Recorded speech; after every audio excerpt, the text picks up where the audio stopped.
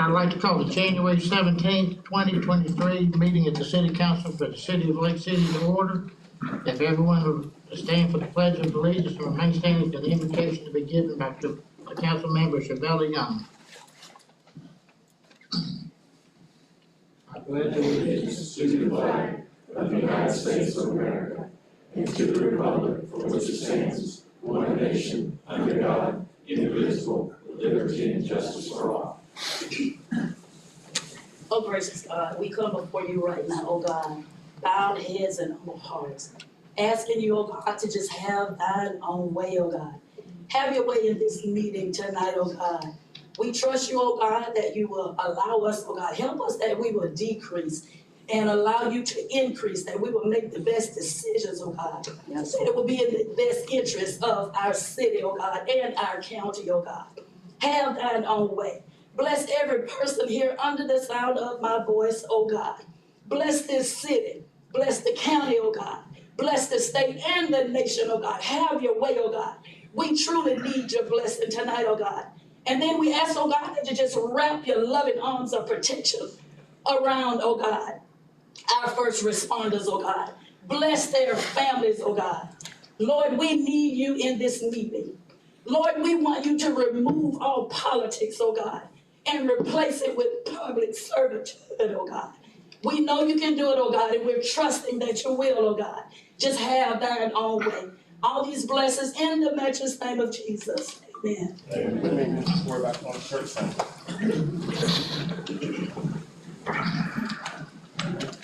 Ms. Knox, will you call the roll, please? Mr. Jernigan? Here. Mr. Hill? Here. Ms. Young? Here. Mr. Sampson? Here. Mayor Witt? Here. Mr. Dial? Here. Mr. Kennan? Here. Chief Butler? Here.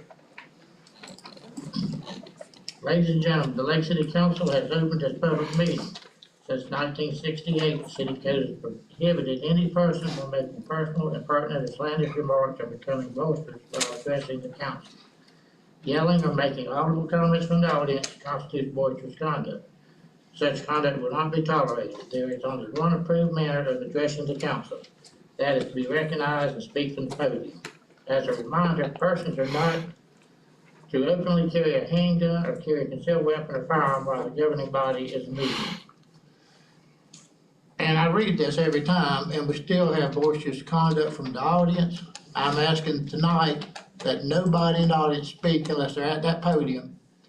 Everybody behave. I ask the council to support me in this. Another thing that's came up recently is the 3-minute rule. Everybody wants an extra time, and then the next one wants time because the other one got time. So tonight it's 3 minutes, and I want everybody to stop. Before you come up, be prepared, talk 3 minutes, and then please stop. And the other thing is personal attacks are not appropriate. As this thing says, making personal, impertinent, or slanderous remarks or becoming boisterous is improper. So if you come up to the podium or counsel anybody in the room, speak to the issues. Don't speak about a person. It's not appropriate, it's slanderous, and I'm just not gonna do it anymore. So with that, is there a motion as to the minutes from December 28th, 2022 and January 3rd, 2023? Mr. Mayor, I make a motion for approval of the minutes. Second. Motion and second, all in favor say aye. Aye. Opposed? Next is approval of the agenda. Mr. Mayor, may I Sure. have just a moment? One of the issues on the agenda tonight is couched in broad terms, discussion and possible action, HACO. Our code of ordinance provides that a motion to reconsider must be made at the same meeting that the motion was made. So the only way the council tonight can reconsider or consider the HACO lease is we would need a motion. We would need to add to the agenda discussion and possible action on a motion to rescind the last council's action. I think it's December 28th. That would allow to get into the agenda item that is as it is printed. And that would come up at that item. Yes, the Robert's Rules of Order would require that we have a motion to add the motion to rescind to the agenda. at the time or prior to the agenda being approved. Mr. Mayor, I make the motion to rescind the last, Well, it's a motion to amend the agenda to add discussion and possible action on a motion to reconsider the HACO lease. there. Yeah, thank you. Is there a second to that motion? I'll second. Okay, any discussion? Let's make, yes, I got a discussion. Let's make sure we all understand this because it appears that, I know I don't really understand exactly why we have to rescind and then add to the agenda. Can you please explain that to me? And I'm pretty sure somebody in the audience out there don't understand, so I want to make it clear. Our meeting requirements, protocol can be different than Robert Rules of Order. And under ordinance 2021-2178, it provides under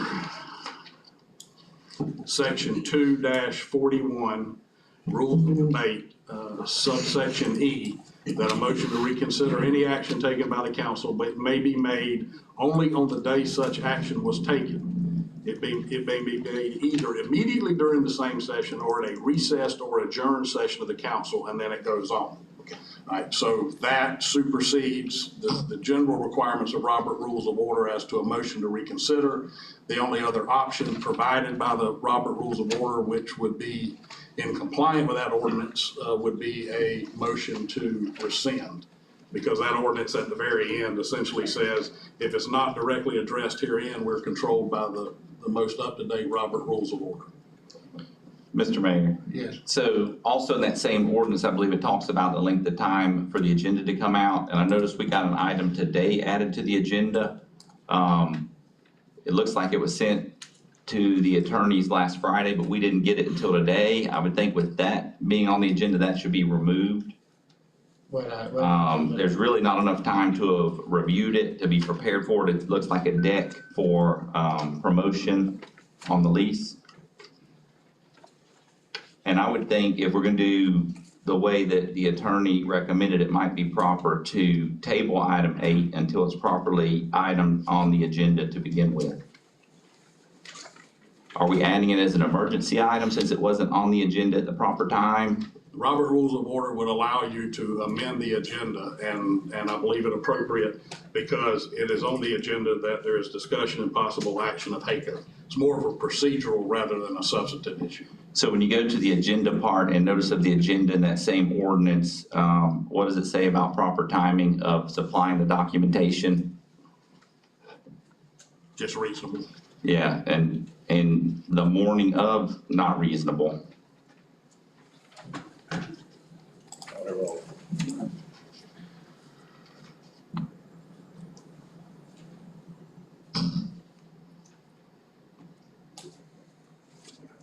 We have a motion and a second.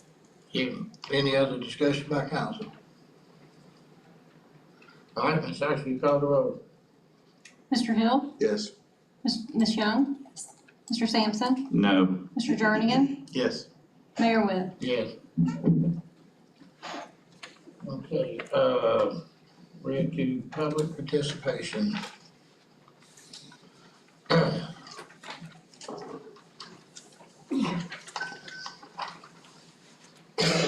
Linda Andrews. And everybody remember, there's 3 minutes tonight, let's not, I'll be quick. I appreciate Linda that. Andrews, 366 Southwest St. John Street, Lake City, Florida, right behind the school board there. I would like to request that our attorney look into the animal control ordinance. It's 2003-984. It was adopted November 3rd, 2003. Before that, I used to have chickens in my backyard, and I loved my girls. And I didn't believe that I could have them anymore. Well, I've been looking into this for some time, and I have on reasonable authority that the only thing that is banned for fowl is loud ones. No roosters, no peacocks, no geese, no guinea hens, things of this type, so I can have my chickens back. Now, before I spend a lot of money refencing my yard to have my girls back, I would like the attorney to say, absolutely, Linda, go get your chickens. So, if you can do that for me, I'd really appreciate it. And with the price of eggs, other people in the city of Lake City would probably like to have some chickens too. They're wonderful pets. They are not expensive. You've heard this expression, chicken feed. It's gone up a little bit, but you still can have a reasonable pet. They're not long-lived. You have to protect them. They have to be enclosed in an area. They're not allowed to roam free. And they eat all kinds of things that you don't have to send to the landfill. They like strawberry tops, they like apple cores, they like cantaloupe seeds. I used to buy cantaloupe so I could feed the girls the seeds.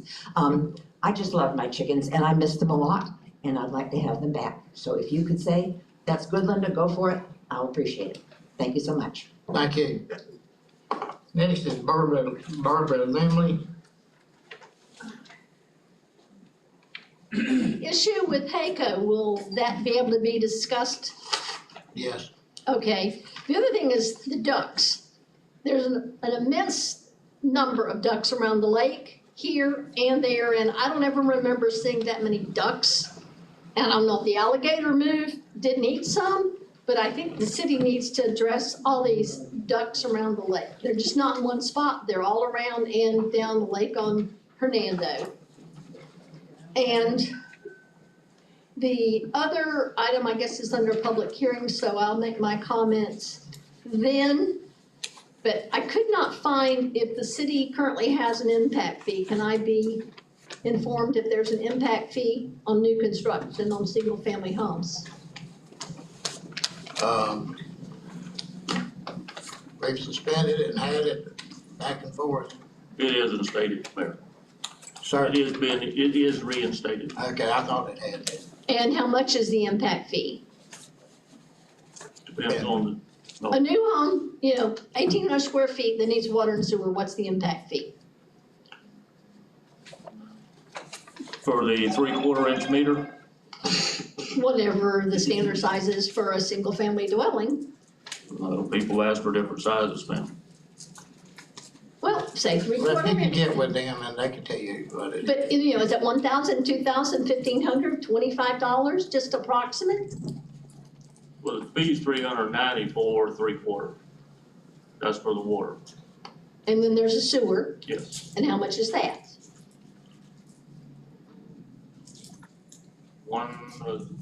I believe it's 1,050, is that correct?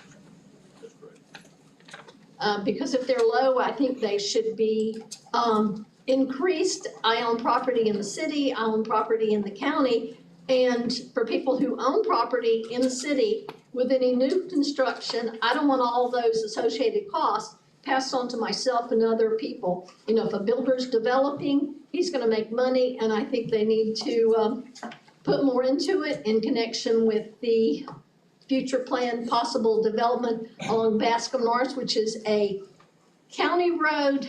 I think that the developer needs to add money in, for a turn lane, which may be done when the traffic study's done. And if this future development only has one means of ingress, egress, a second one needs to be added, because where I live down the road from the hospital, we only have one means of ingress, egress, and if something happens at the end, we have no way to leave the neighborhood. Thank you. Thank you. Sylvester Warren? Thank you, Mr. Mayor. Mr. Mayor, Sylvester Warren, real quick, I noticed that you made comments about boisterous and inappropriate comments from the audience. Mr. Mayor, I want you to make sure that you also exercise that among yourself and the diocese as well. I think it should be a two-way street, but when you were talking, as if you were talking down a one-way I'm talking to street. everybody in the room. Okay, we're clear on that. All right, thank you, Mayor. Mayor, I think that this meeting is probably one of the most important meetings of this year. I think that the agenda items on here are very serious, especially items 8, items 9, and items 15. I don't see nothing on this agenda tonight by no uncertain terms should not pass tonight. And this council is a historical council. And tonight we need historical yeses and we need historical progress. We got jobs on the line tonight and we want a yes on it.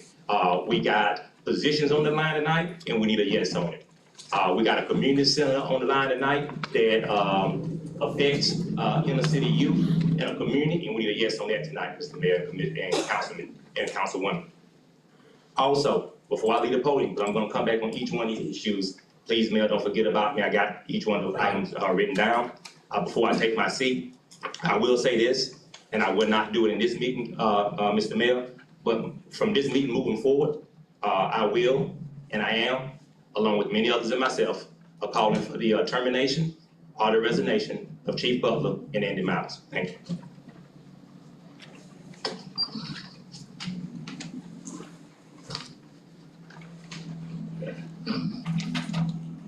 Keith Robinson.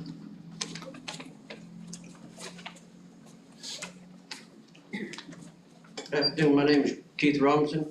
I live in Lake City. I've lived here almost all my life, and I've got a couple of questions for Councilman Jay Kill. No, sir. No, sir. No, sir. This is not, like I just said, it's not, All right, that's fine. I'll approach him outside. okay, I'll be waiting for you to approach me. I'm not a hard man to find either. okay. All right, I think that's all for public comments. Let's move along.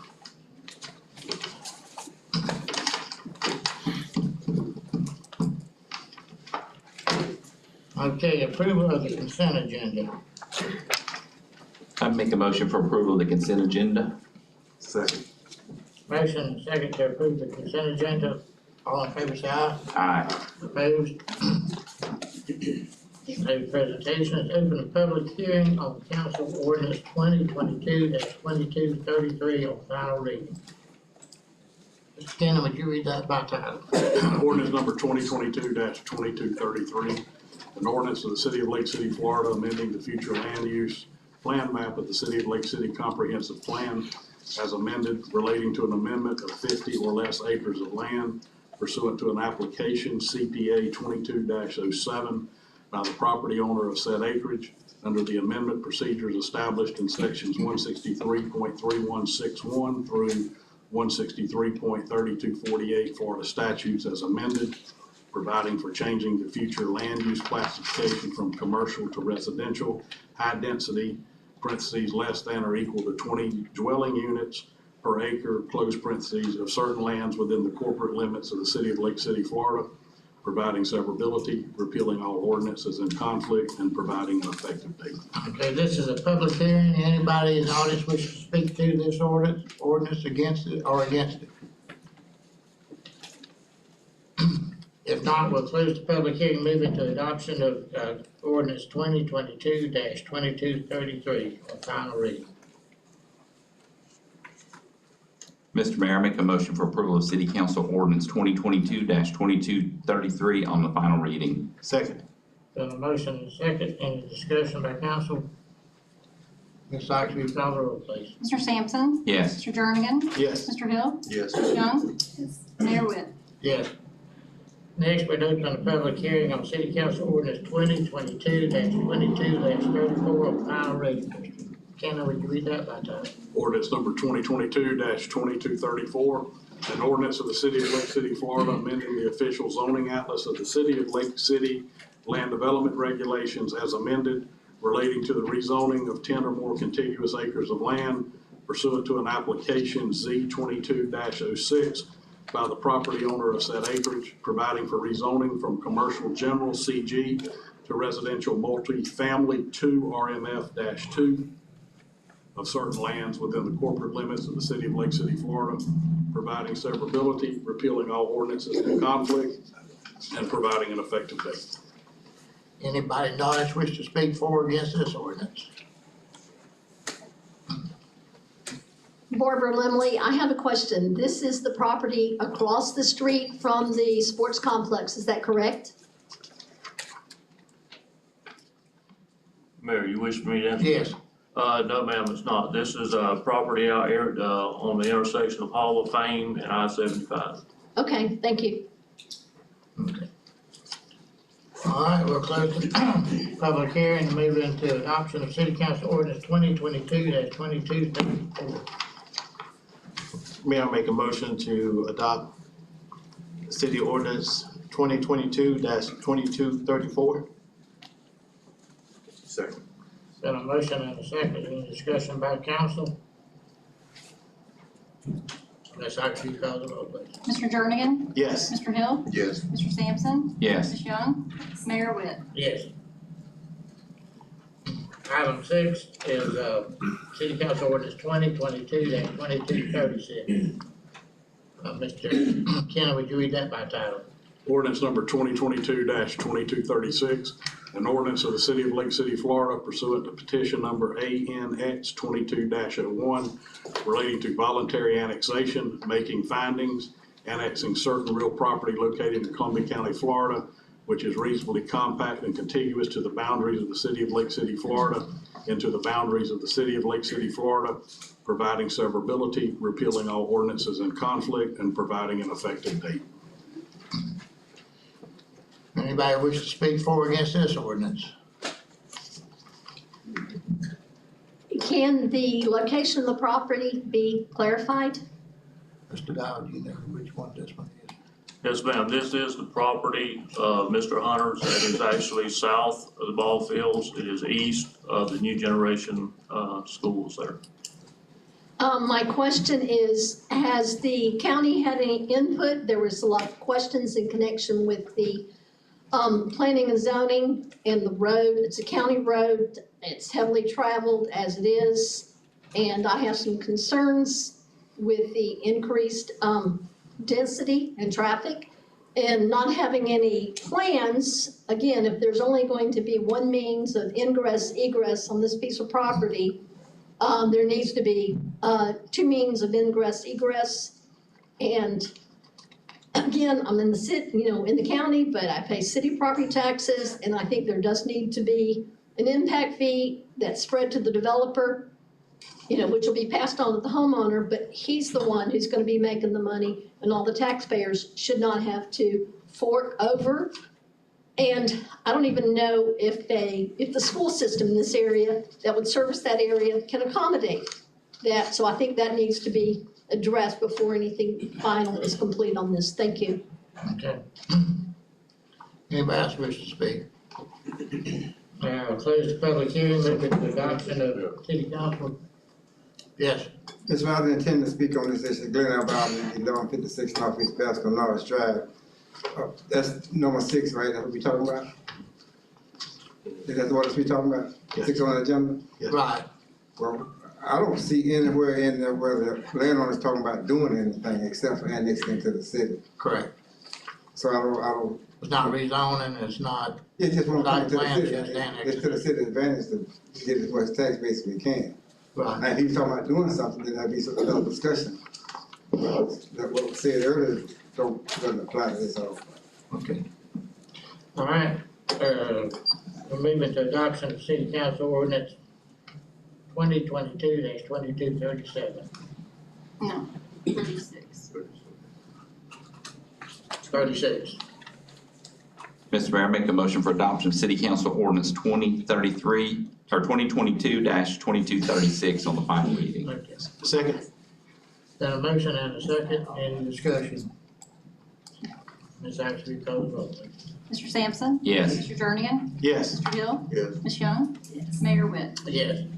Okay, next is, open public hearing on city council ordinance 2022-2237 on final reading, Mr. Mr. Went, do you have an extra copy of that one? That one I did either out of order or did not get tabbed on all of my reading Here, I can requirements get for one. tonight. Do you need I've 2237? got 38. Here, I need the whole time. I got that. I think that's the original. That's just-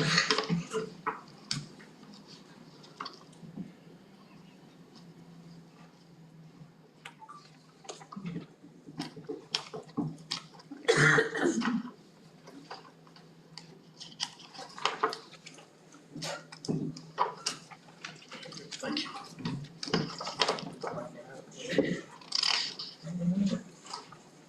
Ordinance number 2022-2237, an ordinance of the City of Lake City, Florida pursuant to petition number ANX 22-02 relating to voluntary annexation, making findings, annexing certain real property located in Columbia County, Florida, which is reasonably compact and contiguous to the boundaries of the City of Lake City, Florida, into the boundaries of the city of Lake City, Florida, providing severability, repealing all ordinances in conflict, and providing an effective date.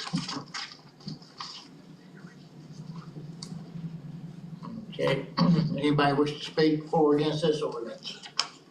If not, we'll close the public hearing, move into adoption of ordinance number 2022-2237.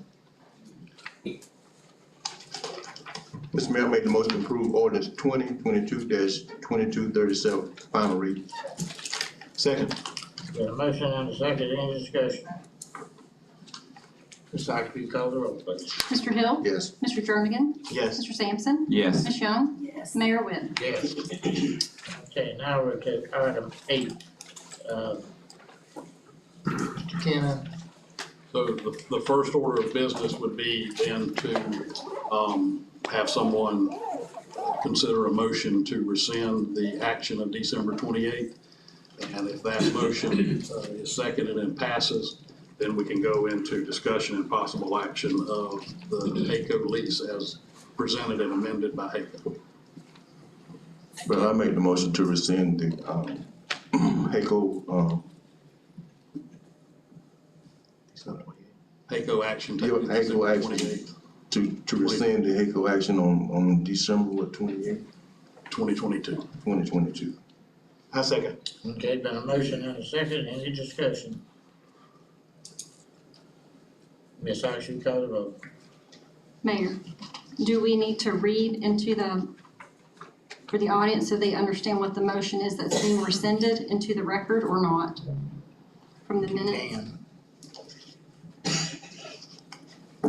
so that everybody understands what's actually happening.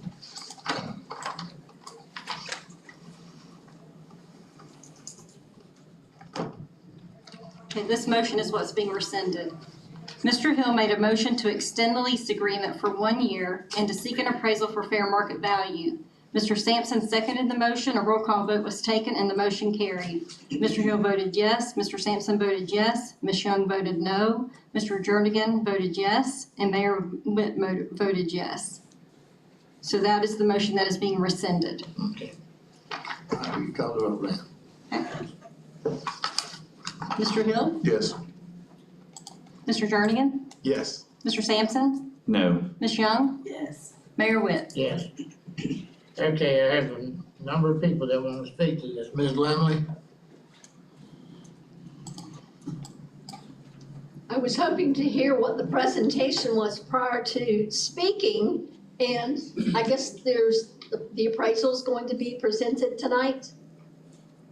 Yes or no? I don't know. The person in charge, can they indicate if the appraisal is going to be provided? I don't know what they, To my knowledge, if you're thinking, I don't know what you mean by appraisal, but I don't have an appraisal other than a 2017. Well, I have limited knowledge, but a lot of times when you're dealing with something to do with an airport, there has to be or any government thing, there has to be a fair market value. And I hope you as board members do not undercut yourself in connection with this deal with HACO. And if there's supposed to be fair market value, you need to do fair market value and follow the rules. And I know that HACO wants to stay here, but what I don't know is how many people that work at HACO are actually local residents, how many actually commute over from Jacksonville. Years ago, I had a prospective tenant, and he worked at HACO, and he said a large number of the people did not want to live in Lake City. They commuted from Jacksonville, and I just wanted to find out what the ratio is from out-of-town employees to local employees. Columbia, Union County, what is the percentage? If they could provide that information when they make their presentation. okay, Thank you. all right. Mrs. George? Okay, Vanessa George, 930 Northeast Joe Coney.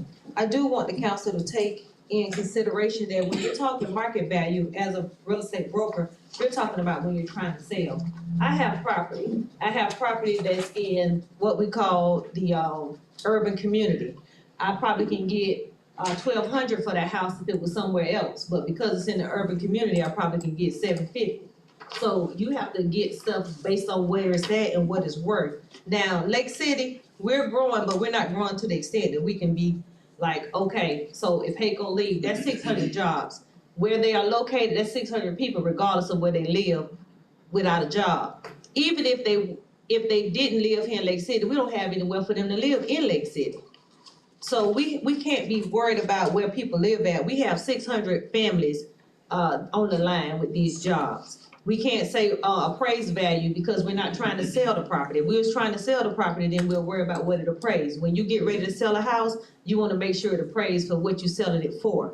A lot of times you sell property for what is not appraised for, especially if it's been on the market a long time, depending on the type of market we're in, if it's a buyer's market. So we can't go off of appraised value on property. It's not like people knocking out the door to get to HACO, but we have to think about this.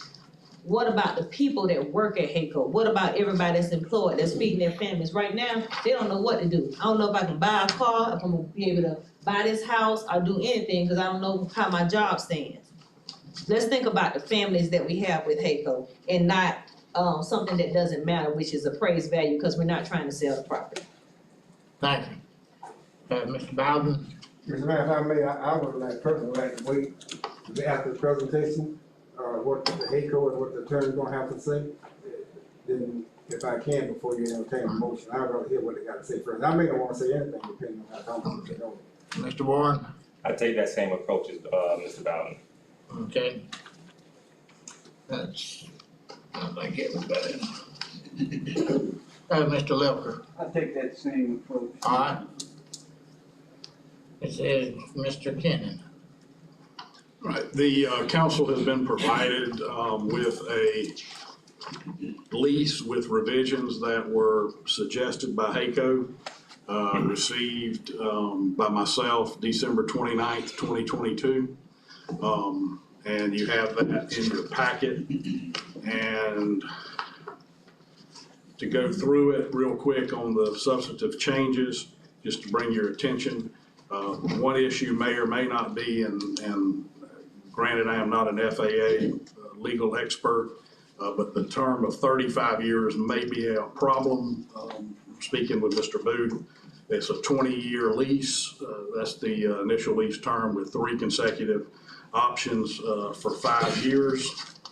Then on page 6, you'll see that you'll see the strikeouts and the additions. It went instead of 25,000 increments a year, from the first year base of 300,000, it jumped 50,000 increments per year, so that in year 5, the base rent would be 500,000. Beginning the 6th year, it increases based on the CPI as that's defined. Let's see. It has the provision, Article 17, we had some discussion last meeting. Article 17 deals with the fact that HACO will make sure that they remain in compliance with FAA regulations. They have attached Exhibit B, which was not attached to the initial lease, and that is their representation of the expenditures and the description of the maintenance that they intend to perform for calendar years 2023 through 2027. That is on Exhibit B. I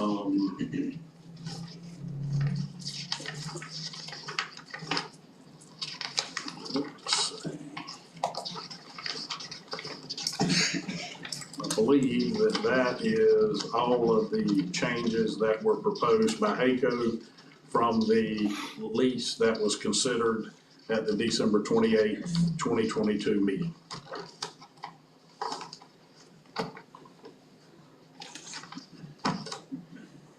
Okay, that's the presentation. I believe Ms. Allison has a presentation. Okay. She provided me And I then provided them to the city. Essentially, it's a slideshow for their position as to the proposed lease. Okay. Yes, and we did submit through the city attorney's office this slide deck with the information supporting HACO's position. I'm happy to walk you through it. I'm happy to take questions from that. It's really up to your preference. I come here prepared to discuss it with you, but I don't need to actually present it. If you've reviewed and have questions, I'm happy to answer them. The one thing I would like to say is that it's very important to HACO to be a partner to the city. It's not good for them. It's not good for the city if the city ends up in a situation where the grant funding is at all in jeopardy. So that's something that they've asked me to look at and speak to, and that's what I've put together in this presentation for you. Would you like me to walk you through those slides? Yes, ma'am.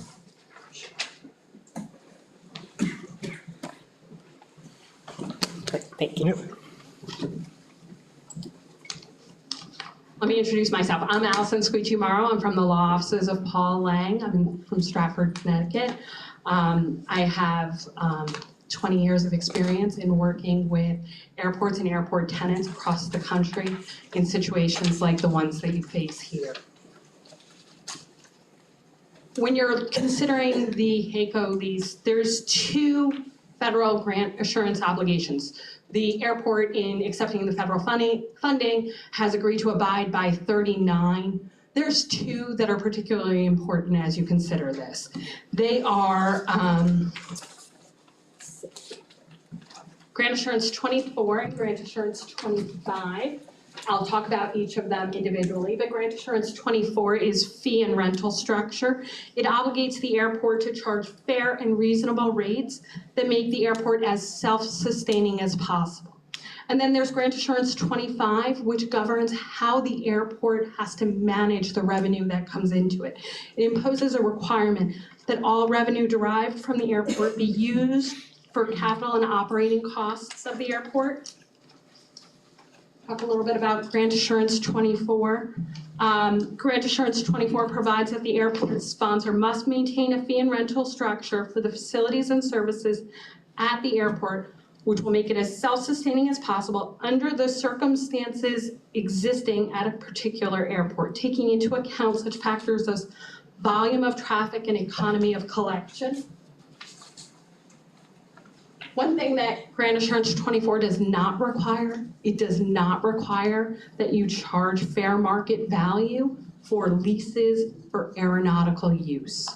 So under 49 USC 47107A1, the implementing grant assurance charges to aeronautical users must be reasonable and not unjustly discriminatory because of the limiting effect of the reasonableness requirement.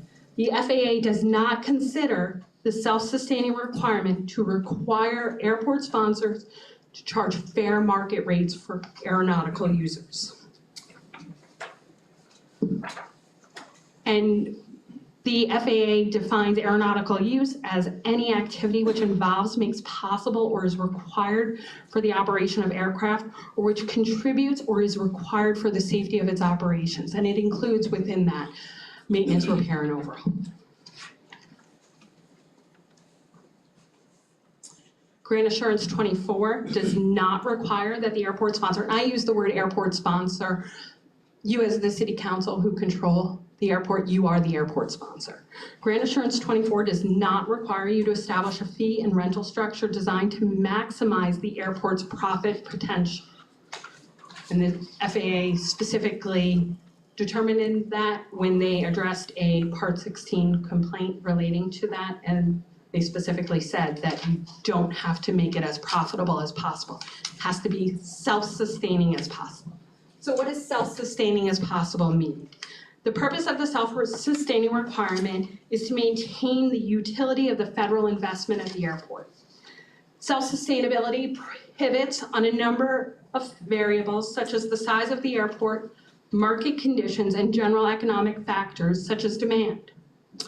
The FAA recognizes that some airports, market conditions may not permit a sponsor to establish fees that are sufficiently high to recover aeronautical costs and sufficiently low to attract and retain commercial aeronautical services.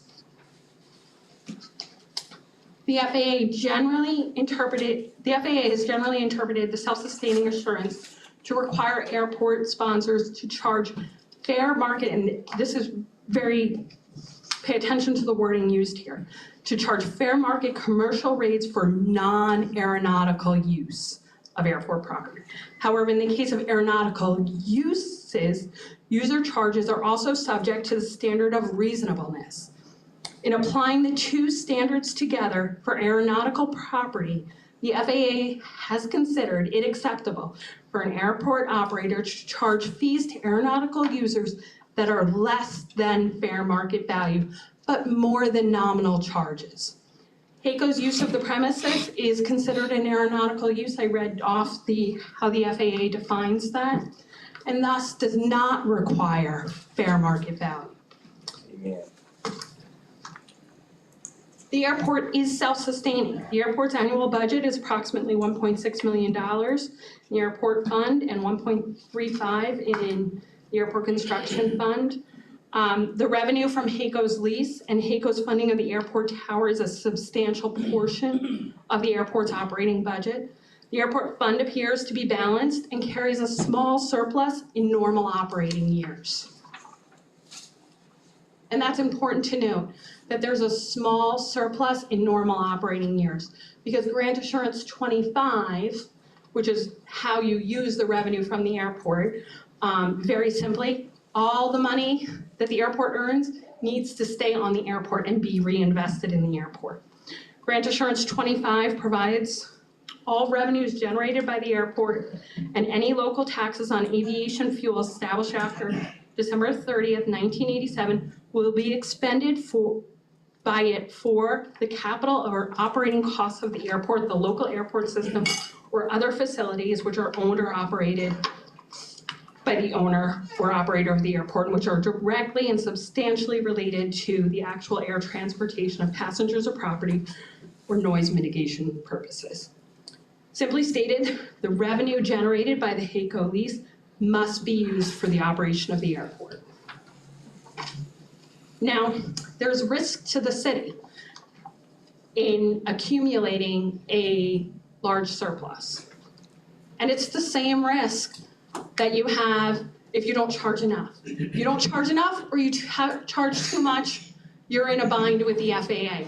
You have to find that right midpoint. The FAA Airport Compliance Manual, which is FAA Order 5196B, Change 1, states that the progressive accumulation of substantial amounts of surplus aeronautical revenue could warrant an FAA inquiry into whether the aeronautical fees are consistent with the sponsor's obligation to make the airport available on fair and reasonable terms. A violation of the federal grant assurances could be uncovered by the FAA in its routine oversight or through a complaint process, either a Part 13 complaint, which is an informal complaint, or a Part 16, which is a more formal process. Anyone who is aware or suspects a violation can bring a complaint. If the FAA were to determine that the airport was not being made available on fair and reasonable terms, or if it was misusing its airport revenue, or violating any of the other grant assurances, it could suspend the federal funding to the airport. Now this is my first visit here, but I've watched your meetings on YouTube. So I've seen some of the discussion about that, and I know that there's been a lot of discussion of the comparison between Lake City and Cecil Field. You're comparing apples to oranges. The FAA requires you to consider here what's happening at Lake City Airport. Doesn't require you to consider any other airports, and what's happening at other airports doesn't necessarily impact your consideration here. But I think it's worth pointing out some of the differences between the two. So at Lake City, you have 28,714 operations annually. And then you have 104,361 at Cecil Field. You have 33 based civilian aircraft at Lake City. There's 15 at Cecil Field. There's 0 military aircraft based at Lake City. There's 69 at Cecil Field. There's no landing fees charged. You don't charge landing fees, but at Cecil Field, they do charge landing fees, which increases their revenue there. The proximity to Jacksonville is very different. The number of runways is very different. You have very different base businesses. And I think probably one of the most important things that you have that's different is the responsibility for capital improvements. At Lake City, your tenants bear the obligation. It's a triple net lease. They're responsible for maintaining that property during the duration of their term. At Cecil Field, the Jacksonville Airport Authority, they actually build those hangars. They maintain those hangars. It is not a triple net lease. It's very different. And when an airport sponsor comes in and builds a $136 million facility, it can charge a much higher base rent than an airport that expects that tenants are going to maintain it and it has existing structures. So I think that that's a very, probably the most notable difference between the two is that one. You have different budgets and different capital budgets. So it makes apples to oranges. And the FAA wants you to consider what happens here at Lake City, what's happening at your airport, not what's happening at other airports. So in closing, there's nothing in the federal grant assurances that requires that the airport charge fair market value. The FAA recognizes and acknowledges that it's simply not possible for most airports to be self-sustaining. That's why you have the FAA Airport Improvement Grants, because aviation is expensive. These are expensive municipal resources, and the federal government recognizes that, and that's why they make those funds available to you. So the airport has a balanced budget. There is, and any significant increase to HAECO's lease could result in an inappropriate accumulation of surplus, could trigger claims that the airport's not being operated on fair and reasonable terms, and a sudden increase in the airport's surplus could trigger an FAA inquiry. So for all of those reasons, we believe at HAECO that this is very important. We want to be a good, solid partner to the city. We do not want to end up in a situation where the city loses its grant funding. That is not good for HAECO. That is not good for the city. One of the things that's in your lease, and was actually at the suggestion of me, HAECO's counsel, was to include subordination language. The FAA requires that all leases include subordination language, meaning that if there is a situation where something in this lease is not consistent with what the FAA mandates for your airport, you have the right to go to HAECO and say, the FAA has told us this is not okay. And that's that subordination clause, and it's very important, and it's in every airport's lease. So with that, I'm happy to field any questions you might have for me. Anybody got any questions? Yeah, I got a question for you. First of all, I'd like to say thank you for clarifying some of the things that was confusing. Some of the things that HAECO didn't do, some of the things that the city did not do. So I appreciate you for clarifying that. However, Grant 24 acknowledges what we don't have to do, but it doesn't say we can't do it. I haven't heard you say that. It says you don't have to do this, you don't have to do that, but it doesn't say that we can't do it. Okay, so we have to stay within the guidelines. You totally understand that, right? And I definitely would not want to lose HAECO. But what would be your fair I'm not gonna even use the word market price. What would be reasonable to you for us to have HACO pay every year? What would be reasonable to you? Well, and that's part of the ongoing discussion, and, you know, HACO, as an attorney, you never want to see your client bid against themselves, right? It's rule number one, you don't want to see that happen. Here, I think that they've put forth a very reasonable proposal that is something that they can do to keep them here. It's also something that it will add some additional income to your airport. It will help you support your airport. Right. But I think that it strikes that fine balance of you have to charge enough so that you can be self-sustaining as possible. And that's such a vague term, but that's what you have to charge. And then, you know, you can't risk accumulating too much surplus. That's right. Because then if you start accumulating surplus, the FAA looks and says, hey, wait a minute, are you charging fair and reasonable rates? Going back to, it's this balance between Grant Assurance 24 and Grant Assurance 25. The one thing that is worth mentioning, I heard in the public comment, somebody raised a question about the lease term.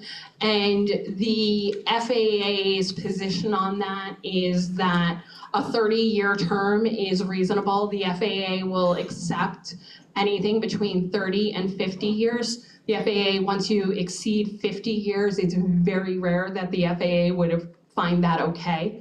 I did talk to the folks at HACO about this issue, and if it makes you more comfortable, they would be happy to go with a 20-year term with 2 5-year options to bring it down to that 30 that the FAA says is good for leases. It's one of those, the FAA likes to do this a lot where they, you know, set a standard and it's a little bit vague.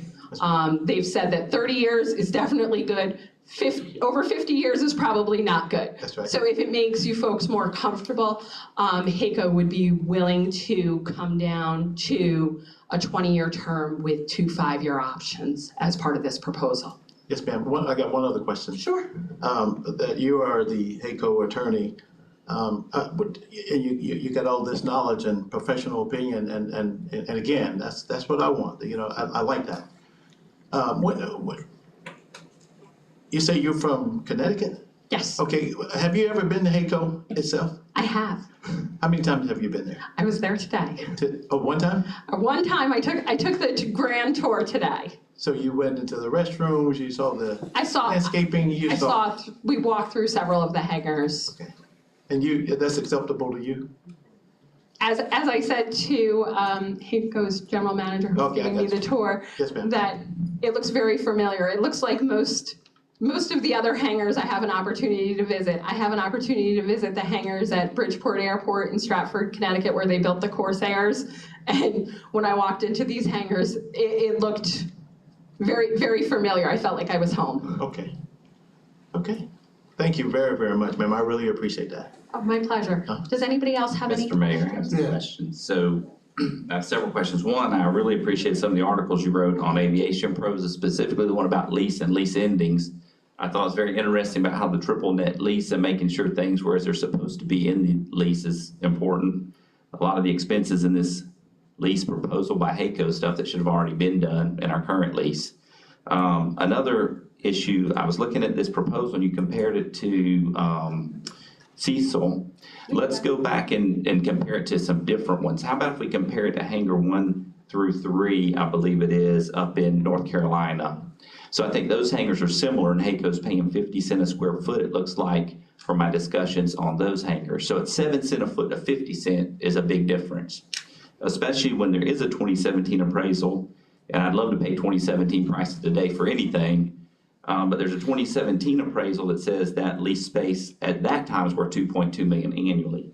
So I'm really quite concerned when you have a company with this profitability level trying to nickel and dime out of a lease when they're willing to pay 50 cents in other markets that are similar. Those hangars are similar age-wise, it appears.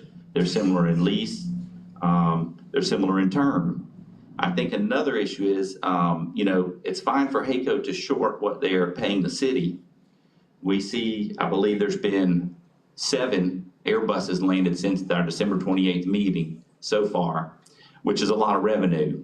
So there's revenue being generated for HACO. HACO's not a not-for-profit. Now, they're not owned by the Chinese government, but they have contracts with them. So I have a little bit different thought on how much I want to bend to help a company, a foreign company, at the expense of taxpayers of Lake City.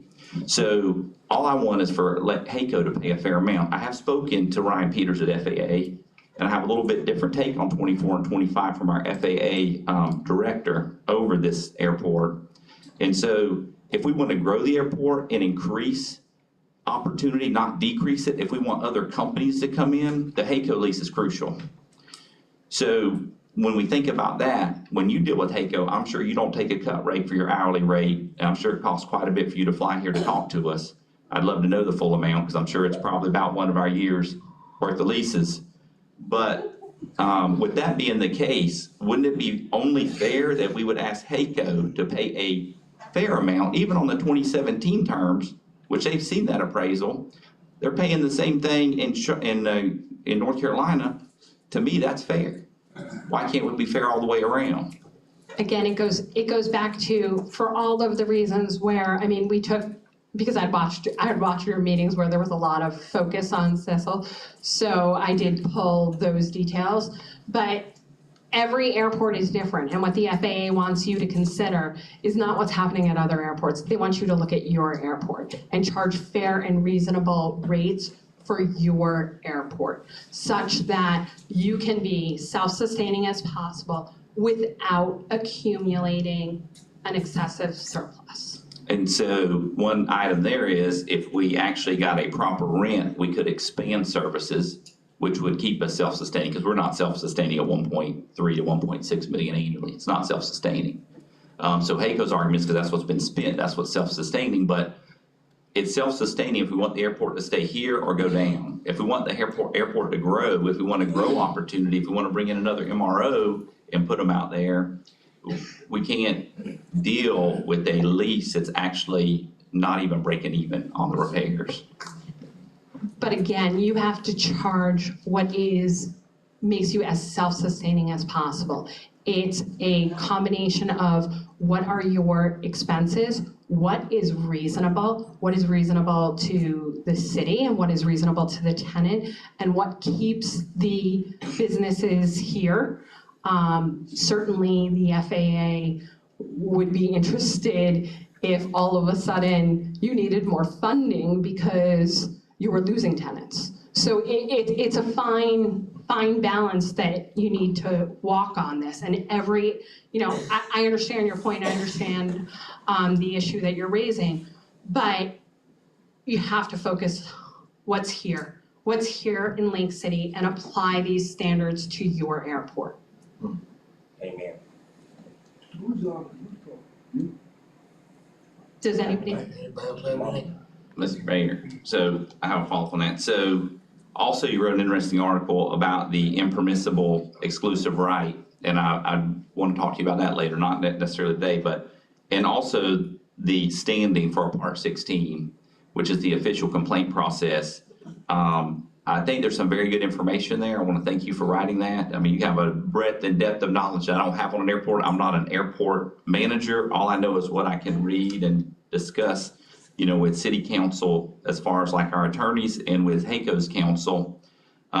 With that being the case, are you HACO's lead attorney in negotiation of this contract and this lease? I am supporting HACO's general counsel in this process. They brought me in because, like you, they saw those articles that I had written, and you should send your thanks to Airport Business Magazine. I'm sure that they appreciate your plug for their readership today. Well, and to follow up on that, so where was Vernon Douglas? I've spoken to HACO several times. I see an email on the 28th that came from Mr. Douglas into our attorney. Within 20 minutes, it was turned around and it was put on this agenda for this meeting. But yet when I talk to HACO people, Mr. Douglas isn't even retained by HACO. So is he a lobbyist for HACO? Do you know the standing for that? I don't know the specifics on that.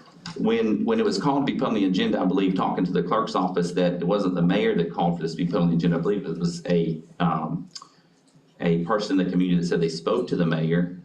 And so I'm wondering if this person is the lobbyist and if they would have to comply with lobbyist regulations.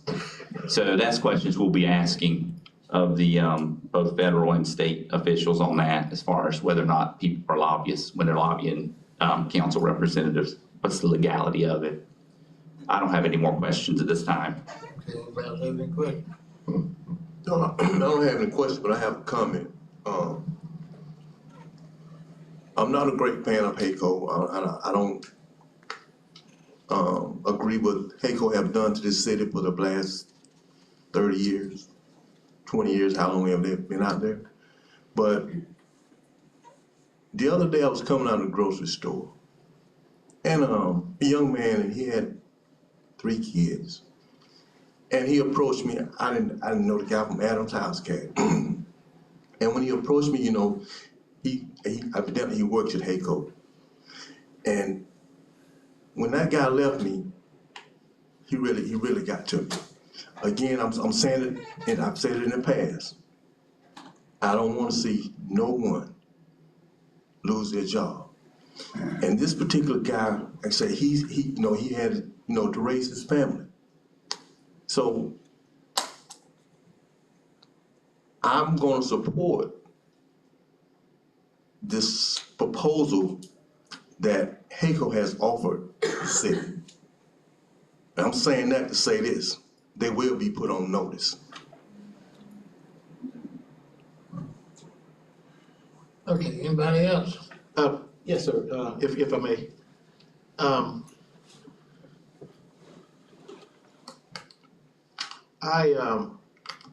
I definitely don't want to see anybody lose their job. But I just wonder sometimes how you have one figure and then 24 hours later you got another figure, 24 hours you got another one. I just wonder, how did we come up with these figures? Do you have anything to do with the figuring? What's reasonable or anything like that?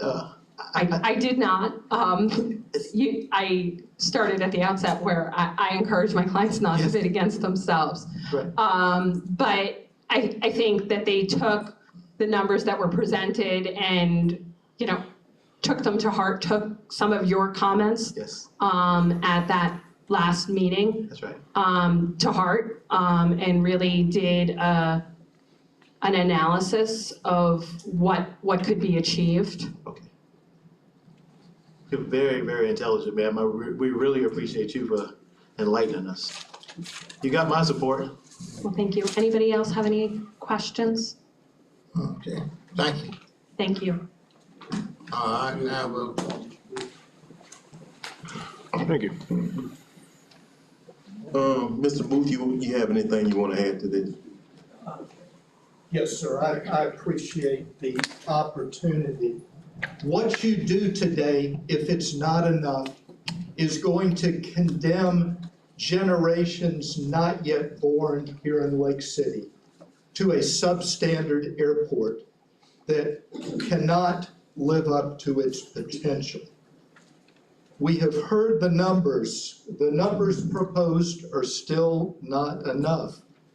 Why should Lake City accept a 20% of what they're paying in Greensboro, North Carolina, for the same type of facility? There's no rational explanation for that.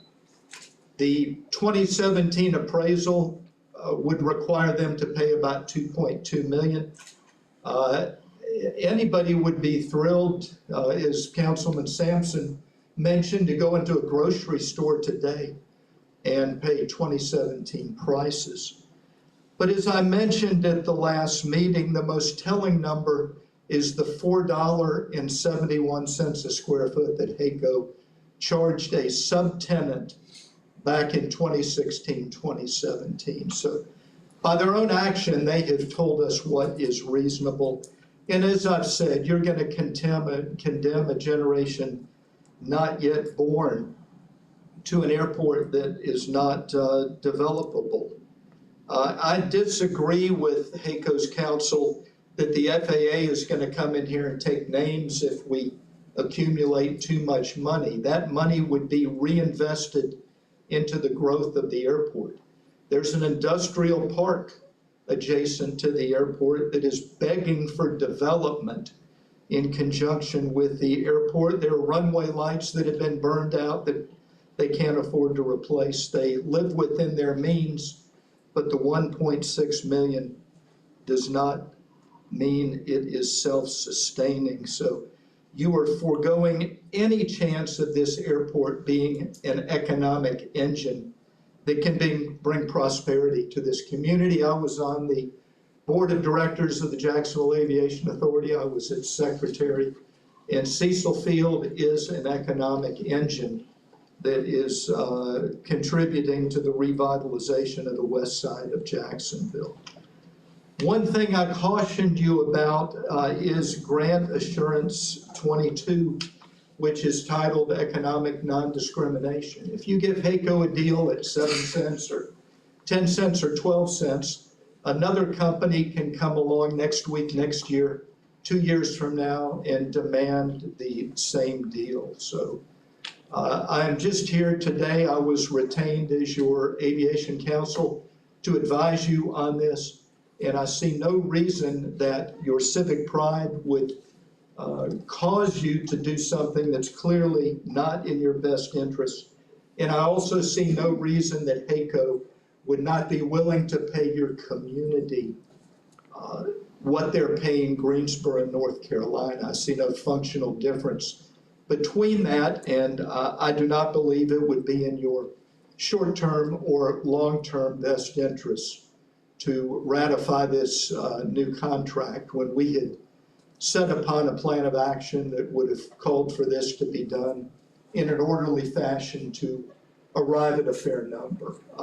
I was not involved in the negotiations. As far as I can tell, the city was not represented by Aviation Council in the face of these assertions by HACO's counsel. So I will answer any questions you have, but those are my feelings. I think I've made them well known during this 14, 15-month process. Thank you. Yes, I got a question for you, sir. Yes, So what you're telling me, or telling us, that HACO council and you have not communicated at all? absolutely not. I was told in November I would not be participating in the discussions any further, and I had not been. I had been here at the behest of certain councilmen, having been retained by the council in October and November of 2021 to look into this. So I have not been part of this. So who's been negotiating with them? Anybody that you know of? You have no idea? I don't know. Mr. Dowell, do you have any idea who's negotiating with them? You mean up to the last council meeting? Yes. I was. Oh, you was? Yes. Okay. Mr. Booth, again, I thank you for coming. But man, I'm telling you that guy, like I say, when he spoke with me when I was coming out of the grocery store with those kids, that really tugged at my heart. And for me to, again, I give less than a dime about HACO. But this guy was so afraid of losing his job. I don't want that on my conscience. But sir, with all due respect, he's not going to lose his job long-term. You have an 8,000-foot runway, which is an asset few communities have, many dream of. And the world is going to beat a path to your door for similar businesses if this doesn't work out. And all I am recommending is that you insist that HACO pay what they're paying Greensboro, North Carolina, what the 2017 appraisal called for, what they charged one of their subtenants. How can they disagree with that number? They wouldn't admit to taking advantage of someone. Mr. Mayor. So how could we expect a company that takes advantage of the city on a lease is not taking advantage of their employees with substandard pay rates? We can. Now, I can't tell you either way. I can't tell you yes, I can't tell you no. But if you look comparatively, depending on the kind of work you do and what you do, and how much you pay. It's not to say that that employee that you ran into might not have a 20% raise with someone else. Or it's not to say that HACO, with their $67 million net profit last year in North America, couldn't pay more on the lease to at least match what they're doing in North Carolina. It's very disconcerting that we allow the good old boy system here to work against the taxpayers. Because every taxpayer in the city, the 12,000 roughly people here, they're subsidizing this Chinese company. And to me, that's the real issue. Why are we asking Lake City residents to subsidize a company that made $67 million in net profit, EBITDA, not to consider the larger parent company, which owns about 45% of China Airways? So you know that's part of where they do that. Look at where they do their business. It's no question. I think it's going to be interesting as we move forward to see, but it seems like HACO's getting a special deal through special lobbying, through special interests, and I think that's going to need to be investigated at some level. And it's not the employees. The employees, I know a lot of the employees. The employees, a lot of them are seasonal. They'll be here part of the year. They go to Italy, they go to North Carolina, they go to Washington State. I've got friends who have been on the HACO circuit for 30 years. When it was Aero, Timco, HACO. They do it as a contractor because you get paid more money, but you don't get benefits. What's our community carrying on those contractors when they go to the ER room because they don't have benefits? Who's paying for that? We are. So HACO, as far as a partner, there's things we can do if we move forward. We need to help with the Aviation Academy. I strongly believe that's the future. So if this gets approved, the very next step we need to roll into immediately is what do we do to get more employees? Because I do know HACO's short. They can't hire enough people now to meet their demand. So that's one thing I do think that we can partner on. But as far as what they're paying now, I mean, I don't see it. No one's offering sweet deals to most people. They're not going to ask you to, is a mortgage company going to come and give you 40, 50, 60% decrease just because it might be making tough times? Not going to happen. Anybody else got any questions, comments? I would like to say, they're all adults, all of the employees, there are adults. And they're dependent on HACO to feed their families. I've spoken with some of the employees, they wanna be there, they're feeding their families there. So if that's what they choose, to stay at HACO, we have HACO there now. And if we vote no and HACO leave, it's not to say they're gonna go somewhere else and make $20 an hour. But if they're satisfied with their pay, they're feeding their families. My mama fed me back in the 70s. She fed me through the area.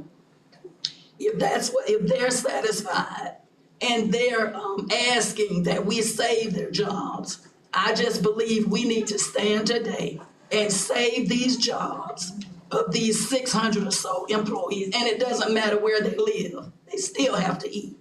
Whether they're Columbia County, Union County, Duval, it does not matter.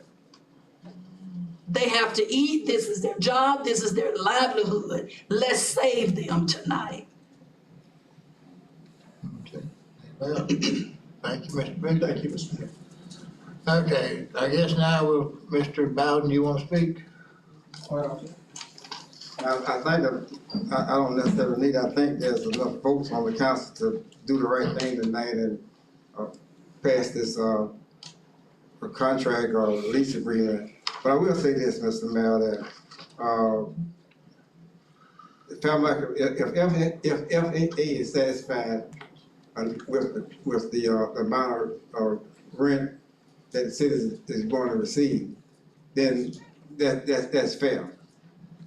There is a certain amount of value need to be placed on the job. You know, we talk about, but we need to get more money.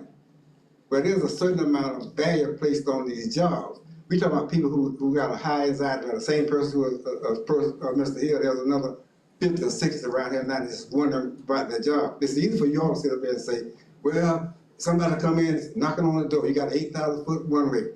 I got elected in 1982, and guess what the dog and pony show was? We got 8,000-foot one-way, we got I-75, we got I-10, we got this one-way, we got heaven right on earth, and we still in the same spot. You got an industrial park out there that's dependent on the city, but that industrial park not going off on their own way. They're not even trying to have a relationship with the city of Lake City, that being the county. So I would encourage the city council today, tonight, to go ahead and approve this contract and move forward. And if it proved to be a problem down the road, then we can deal with it.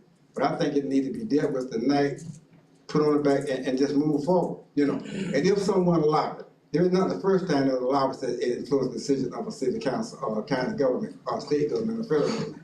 That's how it works in government. You know, that's how it works. And the fact that it's a China-owned company, that's fine. These shoes I got on, I guarantee you they were made in China, some third world country. And I see some shoes on people's feet up here, some suits. You look at, I bet most of the clothes you got on been made overseas, not in America. So it's easy to throw out China. That's just a red flag. And I think it's kind of biased, frankly. What if they was not from China? What if they're from Italy? Would it be the same thing? Chinese, the Japanese. Come on. I just encourage y'all to do the right thing tonight, man, and pass this. Oh, I shop in Italy, sir. What's that? I shop in Italy. Mr. Warren?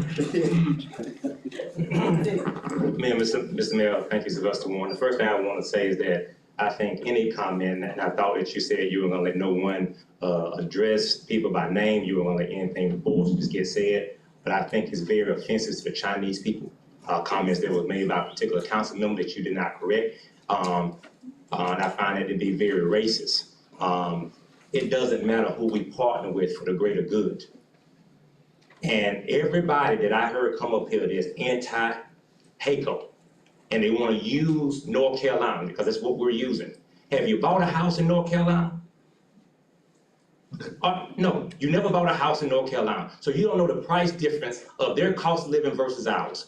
And again, it's like the HACO attorney said, you're comparing apples and oranges. But nobody up here came up here that was anti-HACO and said they have either the money or the facility, if HACO leave, to put those 600 people.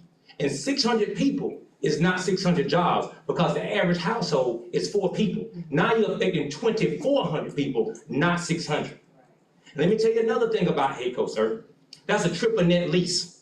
It's very seldom you can even trick somebody into signing a triple net lease. HACO is a fool to sign a triple net lease. I have more commercial real estate than anybody in this room, and there's nowhere in the world I would sign a triple net lease. You know why? It puts you on the hook for everything. Your toilet break, I gotta fix it. Your window get busted out, I gotta fix it. The roof leak, I gotta fix it. That means HACO is gonna take on every responsibility on that. They got a plan in Exhibit B. In the year of 2023 and 2024, they're gonna spend almost $8 million in remodeling HACO. By the time 2027 comes, they will spend $12 million in maintenance. They're the fools. We're the winners. So let's take the China money, let's take the fools, and let's supply the jobs, and let's feed the families. It is a no-brainer. Anybody that's that crazy to sign a triple net lease, we need to keep them in the room, jump on it before they change their mind. I don't know who talked them into that.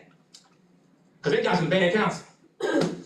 We winning, Mr. Mayor. Council, I promise we're winning because jobs are important and this contract meets every sniff test that you can think of on every aspect.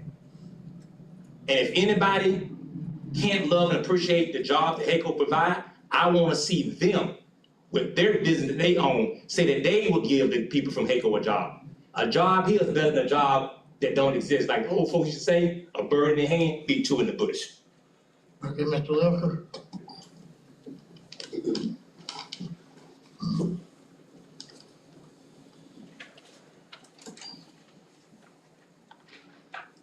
Thank you, Your Honor. Stu Local, Columbia County Observer. I just have a couple of questions. And I know what the inside of a hangar looks like. I worked on B-52s a long time ago after Cuba, and you don't fix a roof, the floor deteriorates, and HACO never fixed the roofs. So you have deteriorations of floors that needed to be repaired that could have been repaired, and it wasn't done. So HACO is not the best neighbor in the world. You read the old lease and you'll see that. But I do have a question too, and maybe Mr. Cannon can answer this at the end. Who is Vernon Douglas working for? It seems that Vernon Douglas calls up the city attorney and 20 minutes later, stuff gets to the city. Yet, other stuff takes 3 days to get to the city. I don't even know who the city attorney is working for, if he's working for HACO or if he's working for the city. I've never heard the city attorney come up with any opinion. And I would like not to be interrupted from the audience, thank you. My question is this, Exhibit A, property description, where is it? This lease has been in front of this city council for a couple of months. Where's Exhibit A? Where's our chief negotiator not asking for Exhibit A to be put into the lease? Okay, let's. That's that question. I have questions, sir. It's not an accusation, that's a question. Well, don't direct it to. For profitable as possible, this lady flew in from Connecticut. We don't know what fair market value is. The only way to know what fair market value is to get an appraisal, is to get a recent appraisal. The most recent appraisal you have is 2017, but nobody's looked at that. City attorney did not give that to the city council or to the public. If you look in the information given to the public, there's no 2017 appraisal. I don't know if the city manager's ever seen the appraisal. I'd like to ask them. No. But you might like to, I didn't think you would, but you might. So if you look at every other airport in Florida, HACO, this multi-billion-dollar Chinese company, it's in China, folks. HACO is a Chinese company. And anybody that pays attention to what's going on in Florida will find out that Governor DeSantis is starting to have issues with people doing business with companies from China. So this could be a problem. And I see I'm running out of time. So my question is this. Why wouldn't HACO agree? See, this was kind of like a little screwy, is that the city attorney asked you guys to rescind the year lease extension that HACO had, which was 30 years old. Why wouldn't you discuss this first and then decide whether or not you wanted to rescind a year lease that HACO was sitting on that was 30 years old? And so the question is this. Are you folks gonna listen to the lobbyists for HACO? When I'm done, I'll just finish the sentence if you don't mind. The lobbyists for HACO. That's what everybody wants to. And, or the city's attorney, their aviation expert, or gonna listen to, I'm not sure who you're listening to, but you paid to, or Mr. Dial, who's our chief negotiator. Thank you very much, Your Honor. All right. I'd like to speak now, again. The city hired someone to do, and he said he wasn't involved in the negotiations. He should have been. He's representing you. You know, people that get involved with planes and aviation should be negotiating. It's like, if I'm gonna go buy something, I wanna have somebody that knows what I'm doing. And this will, if you guys approve this, this won't be the first time the city got screwed when they gave money to the Blanche and got nothing in return. And I appreciate Mr. Sampson enlightening you, and maybe you guys will take heed to what he has to say and table this so some further information can be derived and he can get involved with the negotiations. Thank you. Now let's do council. What's the pleasure of council?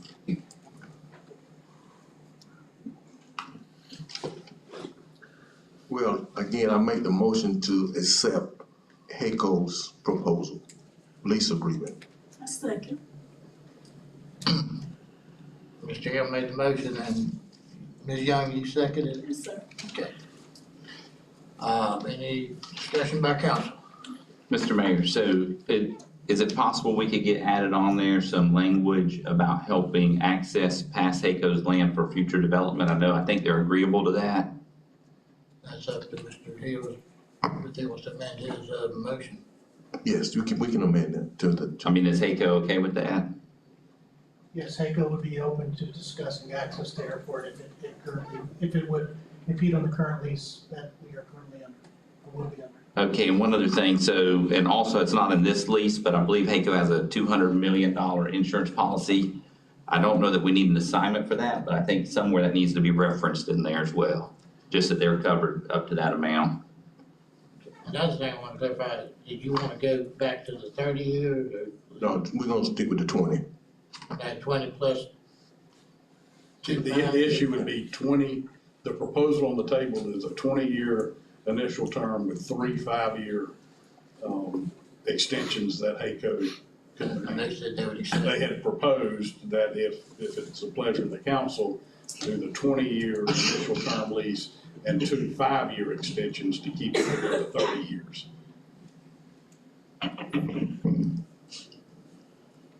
So that would require an additional amendment to your motion. If you wanted to go that route, that's. Well, I'd like to do with the 20 plus the 2 additional 5. Okay.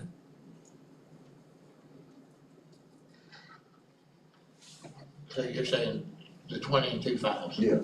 And Ms. Young, you agree with that? Yes, sir. You still want to second that? Okay. Yes, sir. Any further discussion of council? I'd like to discuss that, also, you know, with Mr. Hill.